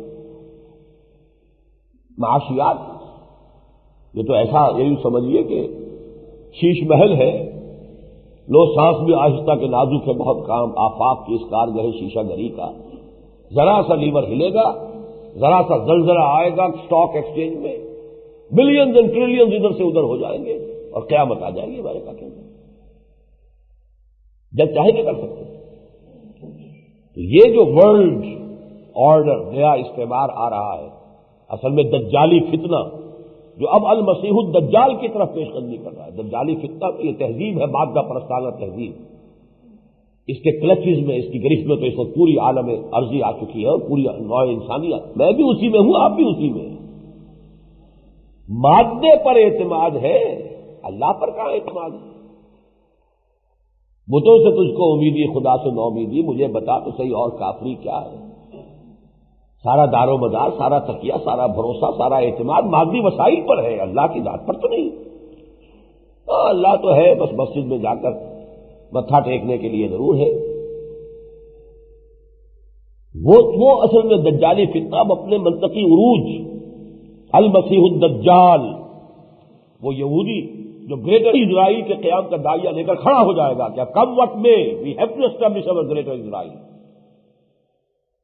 اب میں آپ سے کہہ چکا ہوں، اپنی کتاب لکھ چکا ہوں، جو نوائے وقت میں مضامین چھپے تھے جو پھر کتابی شکل میں آ گئے ہیں۔ میرے نزدیک 2-2.5 سال کا وقفہ ہے، اور حال ہی میں جیسا کہ میں نے شاید یہاں پہلے بتایا بھی تھا، ہمارے ایک ساتھی ہیں کراچی کے، بڑے انڈسٹریلسٹ ہیں، لیکن یہ کہ فکری اور کچھ دانشورانہ ذوق بھی ہے۔ انٹرفیس ڈائیلاگ ایک ہوتا ہے ملک کے کچھ دنیا کے مختلف ممالک میں، اس دفعہ اس سال جو تھا وہ جس میں عیسائی، یہودی، مسلمان تینوں انٹرفیس ان کی ڈائیلاگ ہوتی ہے، تو یہ اس دفعہ موراکو میں تھا، وہاں وہ گئے۔ تو چونکہ وہ میری تقریریں سن چکے تھے کہ میں نے کہا تھا کہ آئندہ 3-4 سال جو ہے، 2-3 سال 4 سال یہ بڑے پروفاؤنڈ ہے، بہت ہی بڑی تبدیلیاں آنے والی ہیں، اور اسی میں وہ دجال کا ظہور، یعنی کوئی یہودی کھڑا ہوگا یہ کہہ کر میں ہوں اصل مسیح۔ وہ تو جھوٹا مسیح تھا جو آیا تھا، جسے ہم نے سولی پر چڑھایا تھا، وہ جھوٹا تھا، میں ہوں مسیح اصل، اور وہ کھڑا ہو کر دعویٰ کرے گا کہ اب میں قائم کروں گا اسرائیل، گریٹر اسرائیل، کم وقت میں جو ہو سو ہو۔ تو انہوں نے اس سے پوچھ لیا، ایک یہودی جو وہاں آیا ہوا تھا دانشور، when are you going to build your temple؟ کیا کب تک ارادہ ہے آپ کا ہیکل سلیمانی کی تعمیر؟ ہیکل سلیمانی معلوم ہے نا، سن 70 عیسوی سے منہدم پڑا ہوا ہے، رومی ٹائٹس جنرل تھا، 70 عیسوی میں اس نے جب یروشلم کو فتح کیا ہے، 1,33,000 یہودی ایک دن میں قتل کیے تھے یروشلم میں، اور ہیکل سلیمانی جو ان کے لیے ایسا ہی ہے جیسا ہمارے لیے خانہ کعبہ، ان کا مرکز، ان کا قبلہ، اس کو مسمار کیا، اس وقت سے آج تک وہ مسمار پڑا ہوا ہے۔ لیکن یہودیوں کو نکال دیا تھا اس نے وہاں سے، نکل جاؤ یہاں سے۔ اس کے بعد تو یوں سمجھیے کہ تقریباً 550 برس بعد حضرت عمر نے جب فتح کیا ہے بیت المقدس یروشلم، تو اجازت دی ہے کہ یہودی بھی آ سکتے ہیں یہاں پر، اوپن سٹی ڈکلیئر کیا، یہ عیسائیوں، مسلمانوں اور یہودیوں سب کا ایک مشترک مقدس مقام ہے، وہ بھی وزٹ کر سکتے ہیں، آ سکتے ہیں، ورنہ اس سے پہلے داخلہ بند تھا یہودیوں۔ بہرحال وہ میرا خیال ہے کہ وہ زیادہ 2-3 سال کی بات ہے، اس لیے کہ وہ دفتر دفتر جا رہے ہیں بڑے اسکیم کے ساتھ۔ اب انہوں نے پی ایل او کو تو بہرحال غیر مسلح کر ہی دیا، اس نے تو ہتھیار ڈال ہی دیے، وہ تو توہین آدھا چند کلیوں پر قناعت کر گیا۔ خالد مشل صاحب آئے ہوئے تھے، حماس کے نمائندے، ہمارے ہاں بھی تنظیم اسلامی کے اجتماع میں بھی انہوں نے تقریر کی، بے نظیر نے تو ملنے سے بھی انکار کر دیا ان سے، وہ سارے حقائق بتا گئے۔ وہ حقائق تو اخبارات میں آتے بھی رہتے ہیں۔ ساری بات جو وہ دے رہے پی ایل اے کو، وہ لمیٹڈ سول اٹانومی، اور وہ بھی صرف 2 جگہوں پر، غزہ اسٹرپ اور جریکو۔ یروشلم کی کوئی بات ہی نہیں، یروشلم تو ہمارا ہے ہی ہے، تم اس کی بات ہی نہ کرو۔ اور تازہ ترین جو اس میں ہوئی ہے ڈیولپمنٹ، پوپ نے بھی تسلیم کر لیا، ویٹیکان نے بھی اسرائیل کو تسلیم کر لیا، جو آج تک نہیں کیا تھا۔ پروٹیسٹنٹ عیسائی تو ان کے قبضے میں تھے پہلے سے، اب گویا کہ کیتھولکس بھی ان کے قبضے میں آ چکے۔ پہلے تو پوپ نے ایگزونریٹ کیا، بری کیا یہودیوں کو کہ مسیح کو صلیب پر چڑھانے کی ذمہ داری یہ نہیں ہے، اور اس کے بعد تسلیم کر کے اسرائیل کو اب ویٹیکان کا سفارت خانہ یروشلم میں قائم ہوگا، اور مسجد اقصی کو وہ گرائیں گے اور اپنا ٹیمپل تعمیر کریں گے۔ اور ایودھیا کی مسجد گرا کے انہوں نے مسلمانوں کی نبض دیکھ ہی لی ہے، اس میں جان ہی نہیں ہے۔ حمیت نام تھا جس کا، گئی تیمور کے گھر سے، میں جانی نہیں، جو چاہو کر لو۔ بہرحال یہ صورتحال اس وقت ہماری داخلی سطح پر ہے، مرکزی اعتبار سے۔ یہ جو میں نے کہا تھا کہ ہمارے اوپر سے بھی عذاب آ رہا، نیچے سے بھی۔ پاکستان کا اوپر نیچے کیا ہے؟ شمال جنوب، سرحد میں جو حالات ہیں، جس طریقے سے حکومت اور اپوزیشن کی بہم آرائی جو شدت اختیار کی ہے، جو کئی گھنٹے جو ہے وہاں پر چیخ پکار، دنگا فساد، وہ تو اسپیکر کو جان سے مار دیتے ہیں، اگر وہ تو خاص طور پر وہاں پر اس کی حفاظت کا انتظام نہ ہوتا۔ اعلان کیا ہوا تھا کہ وہ ٹیلی ویژن پر دکھایا جائے گا ایسا اجلاس، وہ اعلان ہی رہا، اس کے بعد کچھ اس کو دکھا، کیا دکھائے گا؟ دنیا کو یہ دکھائے کہ یہ گالم گلوچ ہو رہی، فوج گالیاں دی جا رہی۔ یہ پروونشل اسمبلی ہے ایک صوبے کی، اور اب جو اس کا بحران ہے وہ عدالتی سطح پر بھی ہے، دستوری سطح پر بھی ہے۔ اس کو حق بھی تھا کہ نہیں 2 ممبروں کو کل عدم کر دینے کا، پھر یہ کہ گورنر کو حق بھی ہے کہ نہیں اسمبلی بلانے کا، گورنر اسمبلی بلا رہا ہے اور ادھر سے نوٹس لگ رہا ہے کوئی اسمبلی کا اجلاس نہیں ہوگا، کیا ہوگا؟ کھلم کھلا سول وار کی دھمکیاں ہیں۔ آج ہی بیان ہے ولی خان کا، نواز شریف صاحب دستوری اور عدالتی جنگ لڑے، ہم گلیوں میں جنگ لڑیں گے۔ اور کس قدر سینسٹیو علاقہ ہے، ساتھ افغانستان ہے جہاں خوریزی ہو رہی ہے، تباہی آ رہی ہے، اس کے ساتھ منحق علاقہ ہے، جو صورتحال وہاں پیدا ہو چکی اس کا اندازہ کر لیجیے۔ اس سے بھی بڑھ کر افغان مہاجرین کا اور وہاں کے لوکل جو پاپولیشن ہے ان میں جو ٹینشن ڈیولپ ہو گیا، بچوں کو اغوا کر کے لے گئے، ظاہر بات ہے ان بچوں کے باپ ہیں، ماں ہیں، ان کے رشتے دار ہیں، تو ان پر بیتی ہے، سمجھیے آرڈیل میں سے وہ گزرے ہیں۔ وہ اگر کوئی بم ان کے ہاتھ میں پھٹ گیا ہوتا تو بچے ہلاک ہو گئے ہوتے سارے کے سارے۔ اس کا ٹینشن ہے، مظاہرے ہوئے ہیں افغانوں کے خلاف، افغان مہاجرین کے خلاف، اور لگ بھگ وہ ابھی کہتے ہیں، آج میں نے پھر سنا کہ 30 لاکھ ابھی موجود ہیں۔ اگر کوئی یہاں ٹینشن ڈیولپ ہو گیا، آپ کو معلوم ہے کہ کبھی فلسطینیوں کے ساتھ معاملہ جو ہوا تھا اردن وغیرہ کے اندر، اتنی بڑی نفری ہے، اتنی بڑی طاقت ہے، ان کے پاس اسلحہ بھی ہے، اور صورتحال بھی یہ ہے کہ انہیں ادھر نظر آ رہا ہے ادھر تباہی ہے، بربادی ہے۔ اب آپ نے بارڈر اپنے سیل کر دیے، نہیں آنے دے رہے ہیں، ان کے بچے جو ہیں وہ جو جیسے کہ کہا ہائی جیکرز نے کہ ہمارے بچے جو ہیں کھلے میدان میں برف باری ہو رہی ہے اور وہاں پر پڑے ہوئے، ان کے کھانے کچھ نہیں ہے، تم اپنے چند بچوں کو لے کر سمجھ رہے ہو کہ ان کی حفاظت ہونی چاہیے اور ان کو کوئی تکلیف نہیں پہنچنی چاہیے، کہ تمہارے بچے تو ہمارے بچے نہیں۔ میں نہ ان کی تائید کر رہا ہوں نہ ان پر تنقید، میں تو بتا رہا ہوں حال کیا ہے اس وقت، کس طرح کے ٹینشنز ڈیولپ ہو رہے ہیں ایسے حساس علاقے کے اندر۔ ادھر چلیے جنوب کی طرف، من تحت ارجلکم، جغرافیائی اعتبار سے ہمارا فوق جو ہے وہ صوبہ سرحد ہے، اور ہمارا جو ہے تحت ارجلکم عین سمندر کے کنارے بیٹھا ہوا صوبہ سندھ ہے۔ جس طریقے کی وہاں صوبے کی تقسیم کا مطالبہ اتنے کھلم کھلا انداز میں پہلے کبھی نہیں آیا تھا، لیکن یہ کہ ایم کیو ایم کون نہیں جانتا کہ بہرحال اس کی ایک طاقت ہے، فالوئنگ ہے، قیادت اس کی بدنام ضرور ہوئی ہے، لیکن یہ کہ جن اسباب کی وجہ سے وہ قیادت ابھری تھی، آخر وہ اسباب تو موجود ہے نا۔ سیاسی قیادت ابھرا کرتی ہے کچھ عوامی احساسات کے بل پر۔ قائد اعظم کیوں قائد اعظم بن گئے تھے؟ اس لیے کہ انہوں نے مسلمانان ہند کے اپنے احساسات کی صحیح ترجمانی کی تھی۔ ہر مسلمان محسوس کر رہا تھا کہ ہندو جو ہے وہ ہم سے بدلہ لے گا، انصاف نہیں کرے گا۔ ہر کلرک کو معلوم تھا کہ وہ انصاف نہیں کرتا، ہر چپراسی کو معلوم تھا کہ محکموں میں ہندو انصاف نہیں کرتا، بازار میں اگر کھوکھا جو ہے پنواڑی جو ہے مسلمان بیٹھا ہوا ہے اسے معلوم ہے کہ ہندو جو ہے چاہے 5 لاکھ کا مال لے کر یہ سیٹ بیٹھا ہوا ہے، میرے پاس یہ پان کا جو کھوکھا ہے وہ بھی اس کی نگاہ میں کھٹک رہا ہے، وہ نہیں چاہتا کہ میں یہاں ہوں۔ عوام کے یہ احساسات تھے، ان احساسات کو جب قائد اعظم نے اپنی زبان سے ادا کیا ہے محبوب ہو گئے، قوم کی یہ زبان بن گئے، قوم کے ترجمان بن گئے۔ تو قوم کے اندر قائد سیاسی سطح پر تو وہی ابھرتا ہے کہ جو عوامی احساسات کی ترجمانی کرتا ہے۔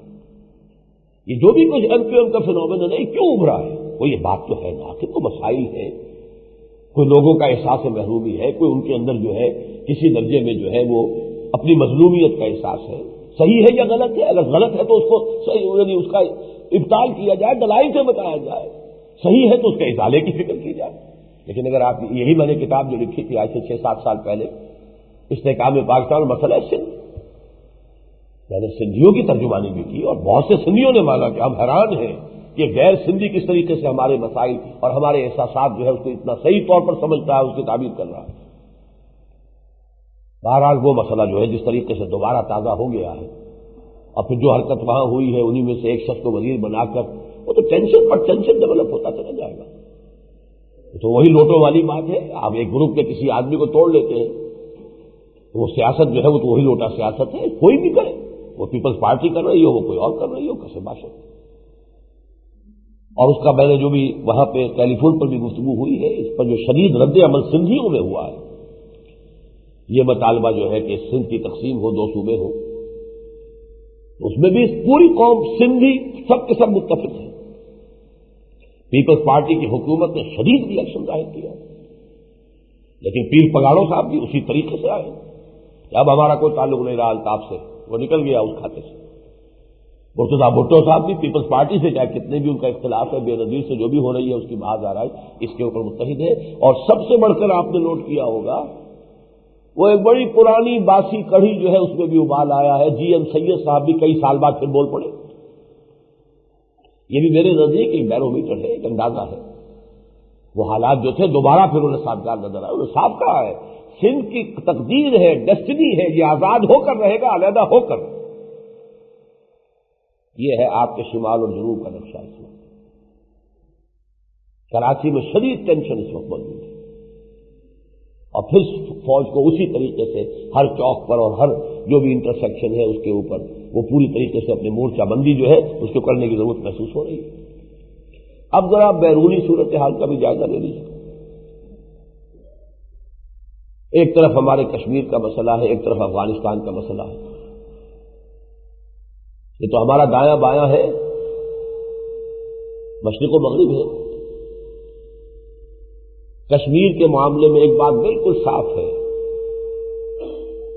میں کچھ توقع رکھتا تھا کہ شاید کو ہوش آئے بھارت میں۔ بہرحال سیاسی لوگ ہیں، سیاسی لوگوں کو سیاست کے تقاضوں کو سمجھنا چاہیے۔ پھر ہندوستان ہی کے دانشور ہیں جنہوں نے بڑی وضاحت کے ساتھ لکھا ہے کہ یہ امریکہ کا گیم ہے، یہ امریکہ کشمیر کو پاکستان سے بھی علیحدہ کرنا چاہتا ہے، بھارت سے بھی، اور وہاں پر اپنا ایک نئے ورلڈ آرڈر کا ایک اڈا قائم کرنا چاہتا ہے۔ ہمارے کسی دانشور کی طرف توجہ نہیں گئی، یہ تو ایک ہندوستانی صحافی کا مضمون ہے جو سب سے پہلے خلیج ٹائمز میں چھپا ہے، اور واقعہ یہ میری خود اپنی آنکھیں کھل گئی کہ واقعی صحیح ہے۔ یہ رابن رافیل جو آئی تھی یہاں پر، ہم سمجھے بڑی ہم امریکہ جو ہے ہمارا ہمدرد ہو گیا ہے، اس کے نائب وزیر خارجہ نے اعلان کر دیا کہ کشمیر تو ڈسپیوٹڈ معاملہ ہے، آج تک تو منع نہیں تھا، بس بائی لیٹرل باتیں کرو جی اور کچھ نہیں۔ در حقیقت وہ آثار اس کے، وہ بندر جو ہے بلیوں کو محروم رکھ کر روٹی، اور وہ بندر چاہتا کہ ساری روٹی خود ہڑپ کرے، اور ان کا نقشہ تو یہ ہے کہ پاکستان سے واپس لو، یہ آزاد کشمیر بھی لو، اور یہ گلگت وغیرہ ایریا بھی لو، اور اس پورے کشمیر کو ایک کر کے یہ تو ایسی جگہ بن جاتی ہے، آپ سوچیے تو صحیح، انہیں آخر چائنا کو بھی ٹیکل کرنا ہے، انہیں ہندوستان کو بھی آخر سنبھال کے رکھنا ہے کہ کوئی بھی کبھی زیادہ جو ہے وہ ان کی مرضی کے خلاف حرکت نہ کرے، انہیں پاکستان کو بھی کچھ سنبھالنا ہے، افغانستان سے بھی چاہیے، ادھر جو مسلمان ریاستیں رشین ہیں ان کو بھی، اور یہ ساری جو ہے یوں سمجھیے کہ جیسے ایک پہیا ہوتا ہے اس کے بیچ میں دھرا ہے اور اس کے ساتھ جو ہے وہ جو جاتی ہے لکڑیاں وہ سارے اس سرکمفرنس کے ساتھ، تو معلوم ہوتا ہے مرکز ہے اس پورے علاقے کا، یہاں پہ امریکہ کا اڈا بنے، امریکہ کا اڈا نہیں ہوگا، وہ یو این او کا اڈا کہلائے گا، لیکن یو این او کس بلا کا نام ہے؟ یو این او ماسک ہے امریکہ کا، امریکہ ماسک ہے زائنسٹ کا، اصل بات تو یہ ہو رہی ہے۔ لیکن یہ ہے کہ بہرحال ان تمام حقائق کے باوجود کوئی عقل کسی درجے میں بھی نہیں محسوس ہو رہا کہ بھارت کی قیادت کو آ رہی ہے، بلکہ ان کا موقف روز بروز سخت سے سختر ہو رہا ہے، کوئی اس میں لچک کے اثر نہیں۔ مزید برآں جو ہمارے لیے نہایت خوفناک مسئلہ ہے، چین کا سٹانس اب بدل چکا ہے، وہ آپ کی دوستی آپ کرتے رہے، اس کے لیے کتنے ہی اس کی مدح سرائیاں کرتے رہے، چین کے اپنے مفادات ہیں، چین کے اپنے مسائل ہیں، ان کی کاسٹ پر تو آپ کا ساتھ نہیں دے سکتا، اس نے تو بھارت کے ساتھ نارملائز کیا اپنا معاملہ۔ آپ کی حقیقت کیا ہے بھارت کے مقابلے میں؟ آخر تمام معاملے دنیا پریگمیٹک ہے، اسے تو سوچنا ہوتا ہے، اندازہ کرنا پڑتا ہے۔ انہوں نے اپنے جو سرحدی ڈسپیوٹ ختم کیا، فوجیں جو ہے نکال لی، نتیجہ کیا نکلا؟ بھارت نے وہاں سے بھی فوج جو فارغ ہوئی کشمیر میں جھونک دی، اور پاکستان کی حمایت میں اب کشمیر کے مسئلے پر چین کی طرف سے سرد مہری ہے، جب بے نظیر گئی تھی تو وہاں سے وہ اس طرح کا سٹیٹمنٹ لینے میں کامیاب نہیں ہوئی، صاف کہا چینیوں نے یہ بائی لیٹرل معاملہ آپ لوگ آپس میں طے کریں۔ دوسری طرف آئیے افغانستان، ایک تو یہ کہ جو جہاد نے جو پھر فساد کی شکل اختیار کی ہے، ہر مسلمان کے لیے خون کے آنسو رونے کا مقام ہے، جہاد کا لفظ جو بدنام اب ہو رہا ہے، وہ تو یوں سمجھیے کہ جو کچھ خون بہ رہا ہے وہ بہ رہا ہے، جو جہاد کے لفظ کی جو مٹی پلید ہو رہی ہے، یہ جہاد، یہ ہے مسلمانوں کا جہاد پوری عالمی سطح کے اوپر۔ پھر یہ کہ اس سے آگے بڑھ کر جو پاکستان کے ساتھ سفارت خانے پر حملہ ہو گیا، یہ ہائی جیکرز تھے، ان کو ریسکیو کرانے کے اندر ہمارے کمانڈوز نے جو بھی کچھ کیا ہے، لیکن یہ کہ اس کا رد عمل یہ ہو رہا ہے کہ وہاں پر سفارت خانے پر حملہ ہو گیا، وزیر خارجہ پر حملہ ہو گیا، طورخم کے اوپر گولیاں چل رہی ہیں، راکٹس گر رہے ہیں، کیا ہے کدھر جا رہے ہیں؟ یا تو یہ کہ وہی فساد جو اس وقت افغانستان کا ہے وہ پاکستان کے اندر سرحد کے اندر آ جائے گا، وہ مہاجرین کی کتنی بڑی تعداد یہاں موجود ہے۔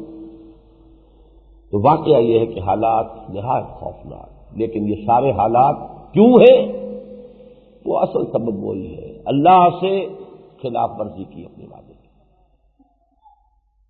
وَمِنْهُمْ مَنْ عَاهَدَ اللَّهَ لَئِنْ آتَانَا مِنْ فَضْلِهِ لَنَصَّدَّقَنَّ وَلَنَكُونَنَّ مِنَ الصَّالِحِينَ فَلَمَّا آتَاهُم مِّن فَضْلِهِ بَخِلُوا بِهِ وَتَوَلَّوْا وَهُمْ مُعْرِضُونَ فَعَاقَبَهُمْ نِفَاقًا فِي قُلُوبِهِمْ۔ اللہ تعالیٰ فرماتا ہے ان ينصركم الله فلا غالب لكم وإن يخذلكم فمن ذا الذي ينصركم من بعده۔ اگر اللہ تمہاری مدد کرے تو تم پر کوئی غالب آ ہی نہیں سکتا، اور اگر وہی تمہاری مدد سے ہاتھ کھینچ لے تو پھر کون ہے جو مدد کرے گا آپ تمہاری؟ چین نہیں مدد کر سکتا، کس کو بلاؤ گے، کس کو پکارو گے، کس طرف دیکھوں، کس کو پکاروں؟ کس طرف دیکھوں کدھر جاؤں کسے آواز دوں، اے ہجوم نا امیدی دل بہت گھبرائے ہے۔ ایک ہی در ہے کہ اس پر آواز دیجیے اور وہ اللہ کا در ہے۔ رجوع کریں، پلٹے اللہ کی راہ میں، توبہ کریں، رجوع کریں۔ کاش کہ ہم ہوش میں آ جائیں۔ میں نے تو وہ آیت بھی آج پڑھی، اولم یروا انہم یفتنون فی کل عام مرۃ او مرتین ثم لا یتوبون ولا هم یذکرون۔ اسی سورہ توبہ کی جس کی میں نے پہلے 3 آیتیں پڑھی ہیں، 75، 76، 77، اسی کے آخر میں 123 نمبر کی آخری رکوع کی آیت ہے۔ کیا یہ دیکھتے نہیں ہر سال ان کے لیے کوئی نہ کوئی فتنہ، کوئی آزمائش، کوئی بحران، کوئی دقت پیدا ہو جاتی ہے، 1 مرتبہ 2 مرتبہ، پھر بھی یہ توبہ نہیں کر رہے، ثم لا یتوبون، اس کے باوجود توبہ نہیں کر رہے۔ نہ صرف یہ کہ قومی سطح پر توبہ کے کوئی آثار نہیں، انفرادی سطح پر بھی توبہ کے کوئی آثار نہیں۔ ہر شخص کی زندگی کا جو بھی جدھر وہ گاڑی چل رہی ہے وہیں چل رہی ہے، جو اس کے پرسوٹس ہیں وہی ہے، ادھر سے ادھر ہونے کو تیار۔ اپنی معاشرت میں کوئی تبدیلی کریں، اپنی معاش کو پرج کریں، پاک کریں حرام سے، اور جن لذتوں کے، جن آسائشوں کے، جن سہولتوں کے عادی ہو چکے ہیں، ظاہر بات ہے کہ چاہے وہ حرام سے آ رہا ہے لیکن چھوڑے کیسے؟ تو یہی ہے کہ کاش کہ ہم ہوش میں آ جائیں، اور اگر ہم ہوش میں آ جائیں تو پھر وہی آیات جو ہے جو میں نے آج شروع میں آپ کو پڑھ کر سنائی تھی، یا ایھا الذین آمنوا استجیبوا للہ وللرسول اذا دعاکم لما یحییکم۔ اہل ایمان لبیک کہو اللہ اور اس کے رسول کی پکار پر جبکہ وہ تمہیں بلاتے ہیں اس چیز کے لیے جو تمہیں زندگی عطا کرے۔ توبوا الی اللہ توبۃ نصوحا، انفرادی توبہ، اور پھر یہ کہ مل جل کر ایک اجتماعی قوت بنو، اجتماعی توبہ کا اہتمام کرو۔ اس میں 3 باتیں میں کہنا چاہتا ہوں اس وقت کہ جو ہمیں کرنی چاہیے۔ سب سے پہلی بات یہ ہے، اس ملک میں کتاب و سنت کی کلی بالادستی کے لیے عوامی تحریک چلائی جائے، لیکن یہ عوامی تحریک وہ لوگ چلائیں جو نمبر 1 اپنے وجود پر اور اپنے گھر میں پہلے دین کو قائم کر چکے ہیں، اور نمبر 2 ڈکلیئر کریں کہ ہمارا اس پاور پالیٹکس سے کوئی دخل نہیں، کوئی حصہ نہیں۔ ورنہ لوگ یہ سمجھتے ہیں کہ یہ اسلام کا بھی نعرہ جو ہے در حقیقت اقتدار کی جنگ کے لیے استعمال کر رہے ہیں۔ یہ دونوں شرطیں پوری نہیں ہوں گی۔ کسی زمانے میں یہاں متحدہ شریعت محاذ بنا تھا، میں بھی بہت ہی جذبے سے اور شوق سے شریک ہوا تھا۔ یہ غیر سیاسی محاذ ہے اور اس میں کوئی سیکولر جماعت شامل نہیں ہے، صرف دینی جماعتیں آئی۔ لیکن بعد میں معلوم ہوا کہ وہ کچھ کرنے کا ارادہ نہیں تھا، وہ بھی کوئی کہیں سے تار ہلی تھی کچھ لوگوں کی، وہ جنیدو صاحب کو پریشان کرنا مقصود تھا، ضیاء الحق صاحب نے ان کے لیے تشویش پیدا کرنے کے لیے کچھ جو ان کے خاص مصاحب علماء تھے ان کے تار ہلائے تھے۔ اللہ اللہ خیر صلی اللہ، اس کے سوا کچھ بھی نہیں تھا۔ کاش کہ یہاں دینی جماعتیں جو ہیں، لیکن یہ 2 شرطوں کے ساتھ۔ نمبر 1 ان لوگوں کو لے کے جو اپنی ذات پر اپنے گھر میں اللہ کے دین کو نافذ کر چکے ہیں، اور اعلان کریں کہ ہمارا اس سیاست سے، پاور پالیٹکس سے کوئی ہمارا تعلق نہیں، نہ ہم کسی کے حلیف نہ کسی کے حریف، ہمیں صرف ایک شے چاہیے کہ پاس کرو اس ملک کے اندر جو قرارداد مقاصد کے بعد نیکسٹ اسٹیپ ہونا چاہیے کہ کتاب و سنت کی ٹوٹل بالادستی ہوگی، وہ عدلیہ ہو، مقننہ ہو، کوئی ہو، انتظامیہ ہو، کوئی بھی ہو، اس پر کتاب و سنت کی بالادستی ہوگی۔ پرسنل لا کی حد تک ہر فرقوں کو اجازت ہے، لا آف دی لینڈ کتاب و سنت کا، اللہ اللہ خیر صلی اللہ، یہ ایک اصل میں مطالبہ لے کر ایک عوامی تحریک اٹھے۔ اس لیے کہ اس کی توقع ہمیں نہ حزب اقتدار سے ہے نہ حزب اختلاف سے ہے، وہ تو اپنی سیاست کے چکر میں۔ ایک کا کام ہے جو بھی، اگر اس وقت نواز شریف صاحب کی حکومت ہو جائے گی ان کا وہی کام ہوگا، آج بے نظیر کا کام یہی ہے، جو آ جاتا ہے کرسی پر اس کو بس فکر ہوتی ہے اپنی کرسی سنبھالنے کی، اور جو باہر ہے اس کا کام ہی ایک ہے کہ کسی طریقے سے کام نصیب لے، اس کے خلاف کوئی اور چاہیے۔ تو پہلی بات اسی کا نام ہے خلافت۔ خلافت کہتے کسے؟ حاکمیت سے دستبردار ہو کر اور اللہ کی نیابت اور خلافت اختیار کرنا۔ اصولاً ہم کر چکے ہیں قرارداد مقاصد کے ذریعے سے، اس میں حاکمیت سے دستبرداری کا اعلان ہے، ہم نے اعلان کیا ہے، ہم ساورنٹی کے مدعی نہیں ہیں، حاکمیت اللہ کی ہے. ہمارے پاس جو اختیار بھی ہے وہ در حقیقت ایک مقدس امانت ہے اور اللہ کی قائم کردہ حدود کے اندر استعمال ہوگا. سب سے اوپر تو یہ ہے 100 بات کی ایک بات، اور اس سے نیچے 2 باتیں اور وہ کچھ انتظامی نوعیت کی ہیں، لیکن وہ بھی ایک اعتبار سے وہ خلافت کے نظام کے ساتھ مناسبت رکھتی ہیں. اس بات کا شعور ہو جانا چاہیے کہ پارلیمانی نظام ہمیں بالکل چھوٹ نہیں کرتا، برباد کیے چلا جا رہا ہے.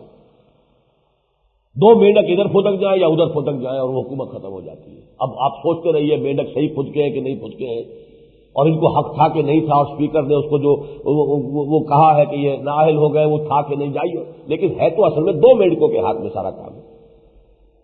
انہیں آپ گھوڑے کہہ لیں، ہاتھی کہہ لیں، مینڈک کہہ لیں، جو چاہے کہہ لیں. یہ پارلیمانی نظام، اس کی لعنتیں کھل کر سامنے آ چکی ہیں. اصل میں اس ملک کے اندر صدارتی نظام آنا چاہیے، ورنہ کوئی صورتحال بہتر نہیں ہوگی. اور صدارتی نظام ہی خلافت کے نظام سے قریب تر ہے. ایک دفعہ ایک ایگزیکٹو ہیڈ کو آپ چوز کیجئے، 5 سال دیجئے اسے، پھر اب میڈکوں کے پھدکنے سے اس کے لیے کوئی خطرہ نہ ہو. ہاں اگر وہ کوئی غلط حرکت کرتا ہے امپیچ کیجئے، اس کے بارے میں بات میں عرض کروں گا. ایک بات، امپیچمنٹ صدارتی نظام میں ہوتی ہے. یہ جو ہمارا پارلیمانی نظام ہے اس میں تو پارلیمنٹ ہی سب کچھ ہے. اس میں گھوڑے ہیں کہ گدھے ہیں کہ اس کے اندر جو ہے وہ انسان ہے، جو بھی ہے، بہرحال جو بھی کچھ ہے ان کے پاس. پارلیمنٹ اور اسمبلی، پروونشل اسمبلی ہے تو وہ پروونشل حکومت ان کے ہاتھ میں ہے، اور اگر مرکزی اسمبلی ہے تو ان کے ہاتھ میں. اس سے اوپر تو بالا تر کوئی ہے ہی نہیں نا. تیسری بات یہ ہے، اللہ کرے کہ ہمارے سندھی بھائی خاص طور پر اس کو ذرا ٹھنڈے دل سے غور کریں. ہمارے اپنے سندھی دوست وہ بھی مجھ سے ناراض ہو گئے تھے کہ تم نے یہ تقسیم چھوٹے صوبے بنانے کی بات کی ہے. یہ بھی معلوم ہوتا ہے تم نے بھی انہی کے ہاں ملا دی جو سندھ کو تقسیم کرنا چاہتے. میں نے کہا بھائی میں نے اگر صرف سندھ کی بات کہی ہوتی تو آپ مجھ پر یہ الزام لگاتے. میں تو کہتا ہوں پنجاب کے 6 صوبے بناؤ.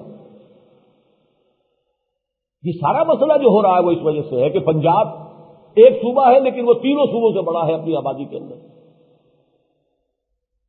لیکن یہ کہ کوئی بھی سننے کو تیار نہیں.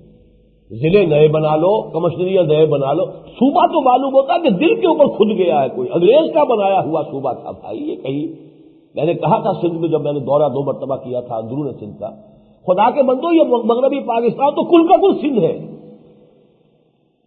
قدیم زمانے میں ہند و سندھ کہلاتے تھے. یہ پورا سندھ کا جو بھی طاس ہے یہ تو سندھی ہے. اور ملتان تک جو آئے تھے، سندھ فتح کیا محمد ابن قاسم نے تو ملتان تک آئے تھے. وہ تو اسے صرف سندھ کیوں کہا؟ پھر تو کہنا چاہیے پنجاب بھی فتح کیا. اور یہ جو ملتان کا کہا جاتا ہے کہ فتح کیا، تو ملتان کی اس وقت جو عملداری ہے وہ یوں سمجھیے کہ جو فٹ ہلز ہیں، یہ جو بھی پہاڑی سلسلہ ہے آزاد کشمیر کا، یہاں تک ملتان کی عملداری تھی. گویا کہ اس وقت کا مغربی پاکستان کا صرف وہ پہاڑی علاقے اوپر کے ناردرن ایریاز نکال دیجئے تو یہ سارا علاقہ کبھی بھی ایک بار سے سندھ ہے. تو کیوں آپ صرف اس صوبے کے اوپر قرار کر بیٹھے ہیں؟ لیکن انتظامی اعتبار سے بہتر یہ ہے، اور صوبائیت کی لعنت کو ختم کرنے کے لیے بہتر یہ ہے، آپ بنائیے 16 صوبے بنائیے، 17 بنائیے. مختلف لوگوں نے بات کہی ہے اور اللہ کا شکر ہے کہ اس وقت یہ بات کہنے کی توفیق ایک ایسے شخص کو ہوئی ہے جو ویسے تو پیپلز پارٹی میں ہے، سیاستدان ہے.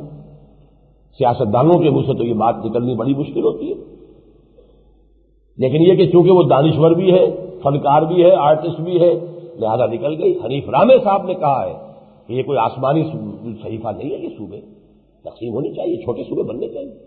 لیکن کسی ایک صوبے کی بات کریں گے تو وہ سمجھیں گے ہمارے خلاف. اوور آل اسکیم کو تمام کمشنریوں کو صوبہ بنا دیجیے تاکہ صوبائیت کی لعنت ختم ہو. انتظامی معاملات زیادہ قریب کی سطح پر آ کر طے ہونے لگے، عوام کو بھی سہولت ہوگی. اور سب سے بڑی بات یہ کہ یہ صوبائیت پرستی جو ہے اس کی لعنت ختم ہو جائے گی. آخر میں میں چند منٹ لینا چاہتا ہوں کہ یہ جو بیان آیا تھا بے نظیر بھٹو کا، اور اس پر ہمارے ہاں بڑا طوفان اٹھا ہے. اگرچہ میرا بھی ایک مختصر سا بیان اخبار میں آ گیا تھا،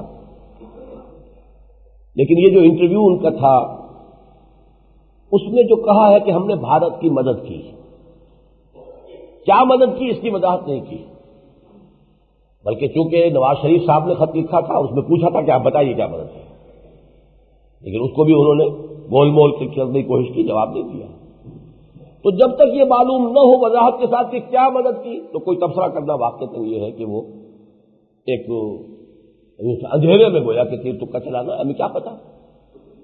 لیکن یہ کہ بہرحال اگر وہ بتائیں گے نہیں، باتیں نہیں کریں گے، تو پھر مجبوری ہے کہ قیافے سے کام لیا جائے. قیافہ شناسی ہے، سرکمسٹانشل ایویڈنس ہے. اگر آپ کے پاس ڈاکومنٹری ایویڈنس نہیں ہے تو سرکمسٹانشل ایویڈنس ہے. وہ یہی معلوم ہوتا ہے کہ وہی سکھوں کی فہرستیں جو ہیں کہ جن کے ساتھ کہیں ہمارے کسی خفیہ ادارے کا کوئی رابطہ تھا، کوئی تعلق تھا، کیونکہ اس وقت یہ الزام لگایا گیا تھا.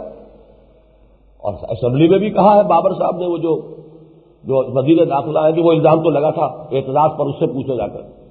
تو معلوم یہ ہوتا ہے کہ جہاں تک اب یہ سوچنے کی ہمیں بہرحال مجبوری ہے کہ غالباً وہی بات معلوم ہوتی. اگر وہ بات ہے تو مجھے اس پہ 3 باتیں کہنی ہے. میں چاہتا ہوں کہ کلیئرلی ان 3 باتوں کو علیحدہ علیحدہ آپ سمجھ لیں. پہلی بات تو یہ کہ اگر یہ بات ہو رہی تھی تو یقیناً غلط ہو رہی تھی، اخلاقی اعتبار سے بھی، بین الاقوامی سطح پر بھی، اور دینی اعتبار سے. آپ کو کسی ملک کے خلاف اقدام کرنا ہے تو کھلم کھلا کیجیے. یہ درپردہ جو ہے معاملہ، یہ دنیا داروں کی سیاست جو بھی ہے ان کا معاملہ ہوتا ہے. اسلام کے نام پر وجود میں آنے والے ملک کا یہ طریقہ نہیں ہے. قرآن میں تو حضور کو حکم دیا گیا کہ اگر آپ کو کسی قوم سے خیانت کا اندیشہ ہو جائے، ہم بھی علیہم علی سواء، تو معاہدہ ان کے منہ پر دے ماریے، تب اقدام کیجیے. یہاں تک کہ حضرت امیر معاویہ کے زمانے کا ایک عجیب واقعہ ہے رضی اللہ تعالی عنہ. حالانکہ وہ خلافت راشدہ میں شمار نہیں ہوتا ان کا دور حکومت، بلکہ یہ سمجھیے کہ ملوکیت کا نقطۂ آغاز وہی ہے. اس وقت سلطنت روما سے ان کا ایک معاہدہ تھا. انہیں اندیشہ ہوا کہ سلطنت روما جو ہے اندر ہی اندر تیاری کر رہی ہے، اچانک ہو سکتا ہے سرپرائز اٹیک ہو جائے. تو انہوں نے اپنی بھی فوجوں کو موو کرنا شروع کر دیا. ایک صحابی حضرت عنبسہ رضی اللہ تعالی عنہ، وہ نکل آئے میدان میں، وفان لا غدرن، وفان لا غدرن، وفان لا غدرن نعرے لگائے. تو معاہدہ کیا ہوا ہے، اس کی وفا کرو، غداری مت کرو. اور حضرت امیر معاویہ نے روک دیا معاملہ. ٹھیک، یہ طریقہ اصل میں یہ صحیح طریقہ نہیں تھا. اگر تھا تو صحیح نہیں تھا. کوئی اخلاقی مدد کسی کی تائید جیسے ہوتی ہے بین الاقوامی فورمز پر، وہ بات اور ہے. لیکن اگر یہ کہ ان کے ساتھ کوئی اس قسم کے روابط تھے، کسی کے بھی تھے، اگر حکومت پاکستان کی سطح پر تھے نا، بہرحال اسی کے کسی خفیہ ادارے کے تھے، تو یہ بین الاقوامی قانون کے تحت بھی، عام اخلاق کے تحت بھی، ہماری دینی تعلیم کے اعتبار سے بھی غلط کام تھا. لیکن پھر اگر یہی کام کیا ہے بے نظیر نے کہ ان کی فہرست دی، تو یہ بھی بہت بڑا جرم کیا اس ملک کے خلاف. اس لیے کہ کوئی حکومت جو آتی ہے وہ سابقہ حکومت کے معاملات کے بارے میں ظاہر بات ہے کہ وہ تو پھر اس کو آنر کرنا چاہیے. وہ یہ کر سکتی تھی کہ اگر کوئی مدد ہو رہی تھی مدد بند کر دیتی، ان کی اپنی پالیسی ہے اور حکومت کی پالیسی ہو سکتی ہے. لیکن یہ ہے کہ اس طریقے سے ان کی فہرستیں، ان کے نام، ان کے پتے جو ہے ان کو دے دینا اگر دیے گئے ہیں تو یہ بہت بڑا جرم ہے، اور اس کے خلاف تو امپیچمنٹ ہونی چاہیے. اگر کوئی ادارہ ہے، کوئی نظام ہے، ہمارے مجھے نہیں معلوم، لیکن یہ کہ اس پر ہونی چاہیے.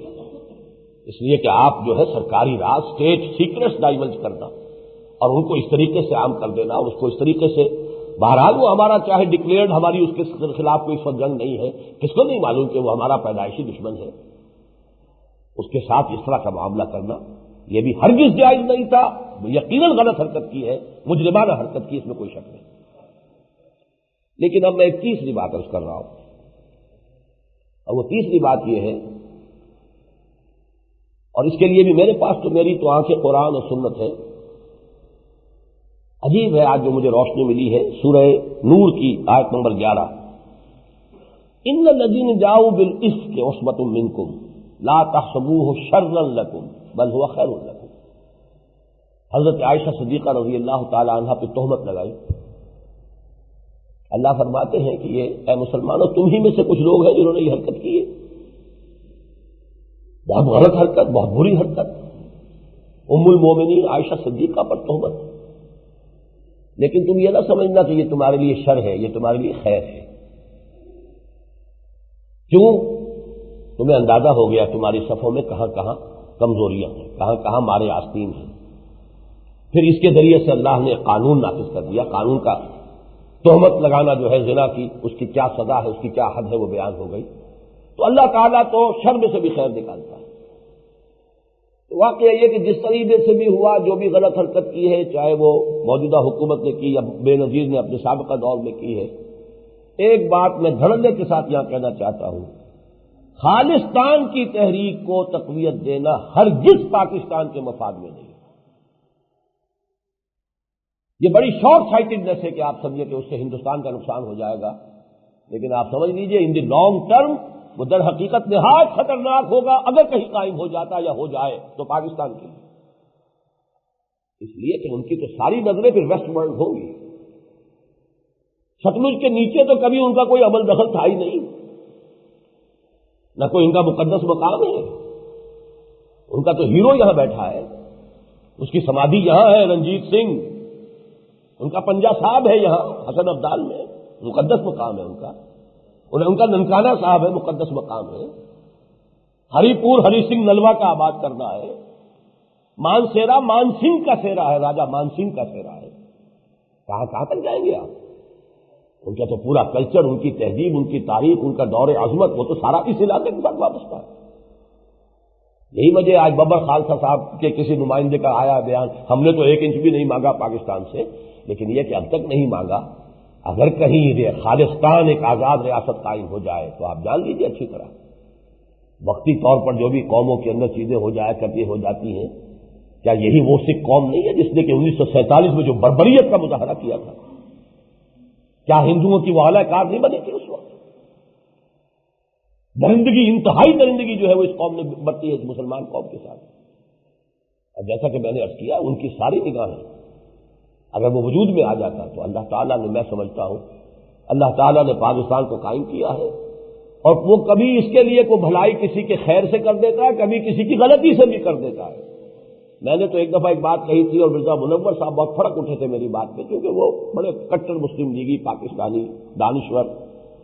میں نے کہا مجھے تو یوں محسوس ہوتا ہے کہ جب ہم ٹیڑھے ہو جاتے ہیں تو اللہ ساری کائنات کو ٹیڑھا کر کے ہمارے ساتھ سازگار کر دیتا ہے، کچھ ایسی ہے اللہ تعالیٰ کی حکمت، ورنہ یہ کہ ہم نے تو جہنم کی بہت کی تدبیر لیکن تیری رحمت نے گوارا نہ کیا۔